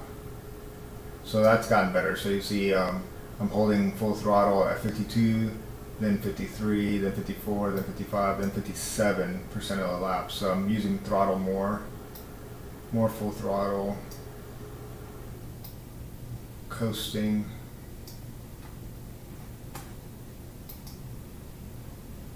Yeah, I guess I can drag it.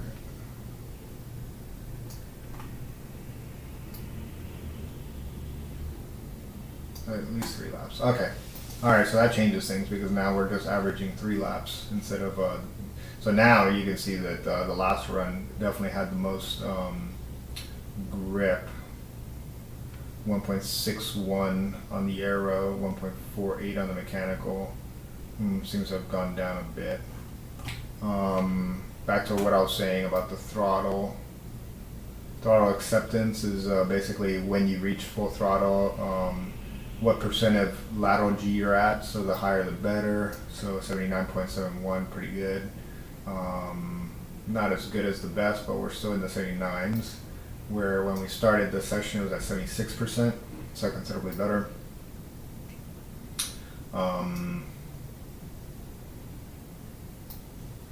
The average throttle position for me is at 66.8%, and it looks like that's the best one. So more throttle is always faster, or usually faster. Brake application speed, it's about the same. I mean, that's not going to change. Braking distance sometimes changes, but yeah, let's not look at that. Fuel consumption stayed about the same, even though we're using more throttle, so that's good. Let's look at understeer angle. So the understeer angle actually went up a little bit. So it's understeering according to this a little bit more, but that's not unexpected because in that last run that we're here, we made a change to a balance that still it's just freeing up the car a little bit, but it doesn't really take away the understeer. And then I was going faster and therefore also cranking a little bit more wheel into it and stuff. So that's not all together unexpected, but there's a considerable change there. So and it's worth taking note of. Speeds. Ground speed, the top speed was faster, obviously, on the last run. Engine RPM, minimum RPMs, let's see. Minimum speeds, 62, 62, 62. Alright, so I mean 62, 63, that's around our minimum speed for the lap, 62, 63 kilometers per hour. The highest G's, not the highest G's, the lowest G's actually.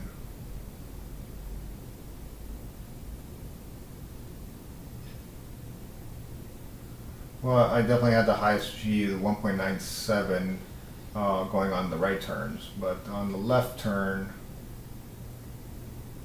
the maximum 2.37 was off of the highest 2.45. Okay, and then let's see the tires and how we're using them. The hottest was definitely highest pressures were reached on this run, on the most recent run, 146 kilopascals.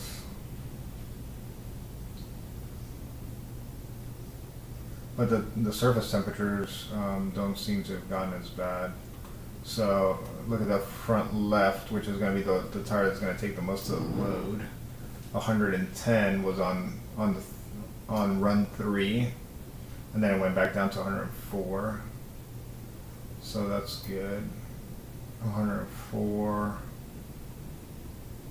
The average was a little bit warmer though. 71 degrees. 69 degrees, and then the rears. 65, 64, 64, 65, 65, 65, 64, 65. So that also suggests that the car's understeering a little bit more because of the fact that the rear average temperatures seem to have stayed about the same. 65, 65, 65, 64, 64, 65. However, the front tires are getting a little bit warmer, so it's like 69, 70, 71. 67, 68, 69, so they're getting a little bit warmer. That tells us that that the car is getting a little bit more understeery with the different setups. Now, let's just look at the run here that we did and see how that behaves as the run goes on. So, understeer angle. It got better on lap 2, and then it started getting worse, and then a little bit better. Let's see. The grip factor, we had the best grips on lap 2 and 3.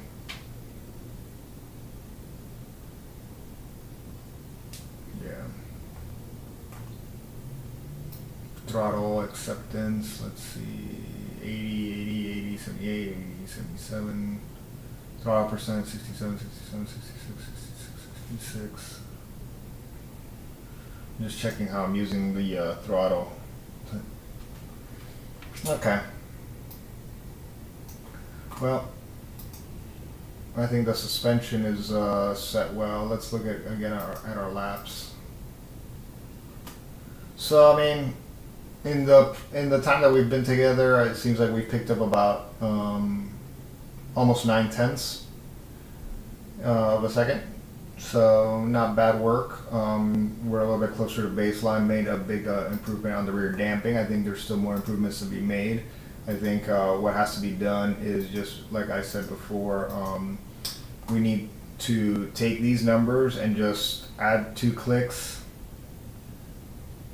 and then take away 2 clicks and see what it does. So that's 9, 10, 11. Yeah. So we'll be maxed out on the rear damping. Because that left rear, the rebound, the low speed rebound's at 9, and 11 is the maximum, so we'll be maxed out there. But I think it's worth seeing, and then also then taking away 2 and being at 9, so 7, 6 and 7s, and see which damper velocity is optimal. And I think that'll help see if we gain any speed, any more pace out of it. The car drove well. I liked it, but I think I definitely feel that the GT car has a little bit more grip. It has the Michelin tires. Pirellis are awesome also, but I don't know if there's anything in the grip from the tires, but definitely maybe the aerodynamics. So I definitely felt like it didn't have as much downforce, especially going up to turn 2. As a GT car did. And we can compare that data as well. Let's see. Let's see if I have a lap from Sonoma. In the GTE.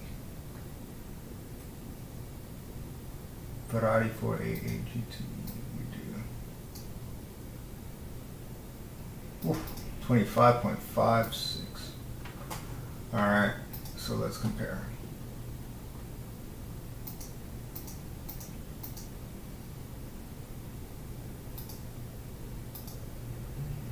So the Ferrari GTE is going to be the colored lap, and then the white. So the reference lap is the colored lap. Let's do this first. So let's compare the damping.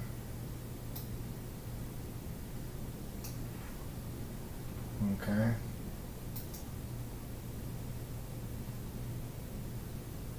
So the GTE car, I was also running about 33, 34, 31 to 34 millimeters per second. You see the damping ends up being somewhat similar. Okay, and now let's compare here. Clearly, look at the G's, the lateral 1.75 to 1.6, 1.68 to 1.48, the braking, the acceleration 1.11 to 1.0, braking 1.57 to 1.52, and the overall 1.64 to 1.5. So 0.14 more G's than the other one. I also had a less oversteer.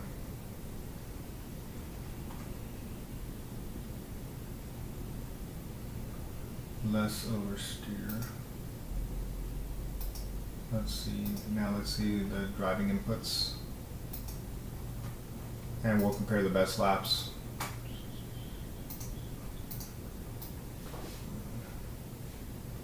So anyway, so heading up to turn 2, already carrying more speed, a difference of about 3-4 kilometers per hour. What am I doing with the throttle and the brakes? I'm gonna zoom in here. So I get off the throttle later, get on the throttle just a bit. I'm giving it a little bit of throttle there. So these are the little bits of, this is from the downforce. I mean, I can get actually on throttle before getting on the brake very hard. And then I get on the brakes much earlier. No, about the same distance. We're on the brakes there, and then on the throttle about the same place.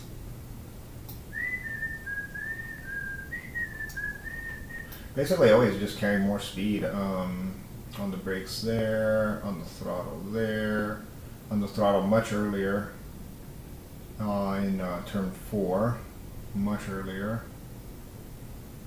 And then that lets me carry, I mean, I'm talking about 13, 14 kilometers an hour faster. And then we're going to be hard on the brakes again. I'm braking harder. Look at the downforce. I mean, we don't even have ABS and I'm braking harder. And then I start releasing the brake and then get on the throttle earlier. We braked at the same place, but got on the throttle earlier. The apex speed difference, about 8 kilometers per hour at the apex. Turning the steering wheel less. Then hard on the throttle. This is going to be interesting, just very smooth. A stab of the brakes, and then just carrying a lot of speed through there, 13, 14 kilometers per hour at the apex. We're at the carousel here. The terminal velocity difference is about 4 miles per hour, 4 kilometers per hour. So I mean, it just shows that it has more downforce because I can carry way more speed through the apex of the corner, but then the GT3 car starts catching the GTE. Braking very similar, but just less steering angle that I'm putting in the car. Apex speed 12 kilometers per hour faster. Carrying that speed through the S's, much faster through the S's. Look at that. So through the S, I give it a little bit of a brake, but then get on the throttle so much sooner. Oh my God, so much sooner. And then I don't even look at that tiny little lift. Just for a little bit longer, balancing the car, carrying that speed, where I have to come off the throttle completely in the GT3 car. So you see here, like the car, the GTE, all the while I'm not really losing speed, even though I'm off throttle. 20 kilometer an hour difference there at that apex. Just so much more downforce. We arrive at turn 10 with about 9 kilometers per hour more speed, less braking in the GT car, on the throttle, committed, fully committed. 22 kilometers per hour difference in the apex of turn 10. Wow. And then finally we arrive at turn 11. I get on the brakes just a little bit sooner with the GTE car, and then was able to roll more speed. A difference of 11 kilometers per hour, and then I started getting on the throttle. So I mean, just no hope. All in all, the GTE car was about 5 seconds faster. So quite a bit of difference, and the difference is definitely coming from the corners. So you can feel the downforce. This car just doesn't have it. So there you go. That's a big difference. More G's. The overall terminal speed not that much higher, but the apex speed is tremendously higher, especially on the fast corners. So the high speed corners are here and here, and you can see the higher the speed in the corner, the bigger the apex speed difference is. Cool. Anyway, I hope you guys enjoyed that. We made some progress, about 8/10, almost 9/10 of a second. The car handles well. It just needs to be worked. Sonoma's a tough track anyway, so we're gonna have to get a little bit aggressive with some of these settings. It looks like we're almost at the edge of the damping, so some spring changes might be warranted. Definitely using the electronics to our advantage. A lot of definitely you can get into a 29s easily with this car at this track, though. The setup is not optimal yet. More work needs to be done. But anyway, we have plenty of time until the first race of the new season in the Blancpain Championship. So we'll see how it goes. Good luck to everybody. I hope that you were able to enjoy and maybe learn something. Don't forget to subscribe to my channel and comment, like, and I'm also on Instagram and Facebook. You can hit me up there if you have any questions or comments. Okay, guys? So until next time, I'll see you on the track.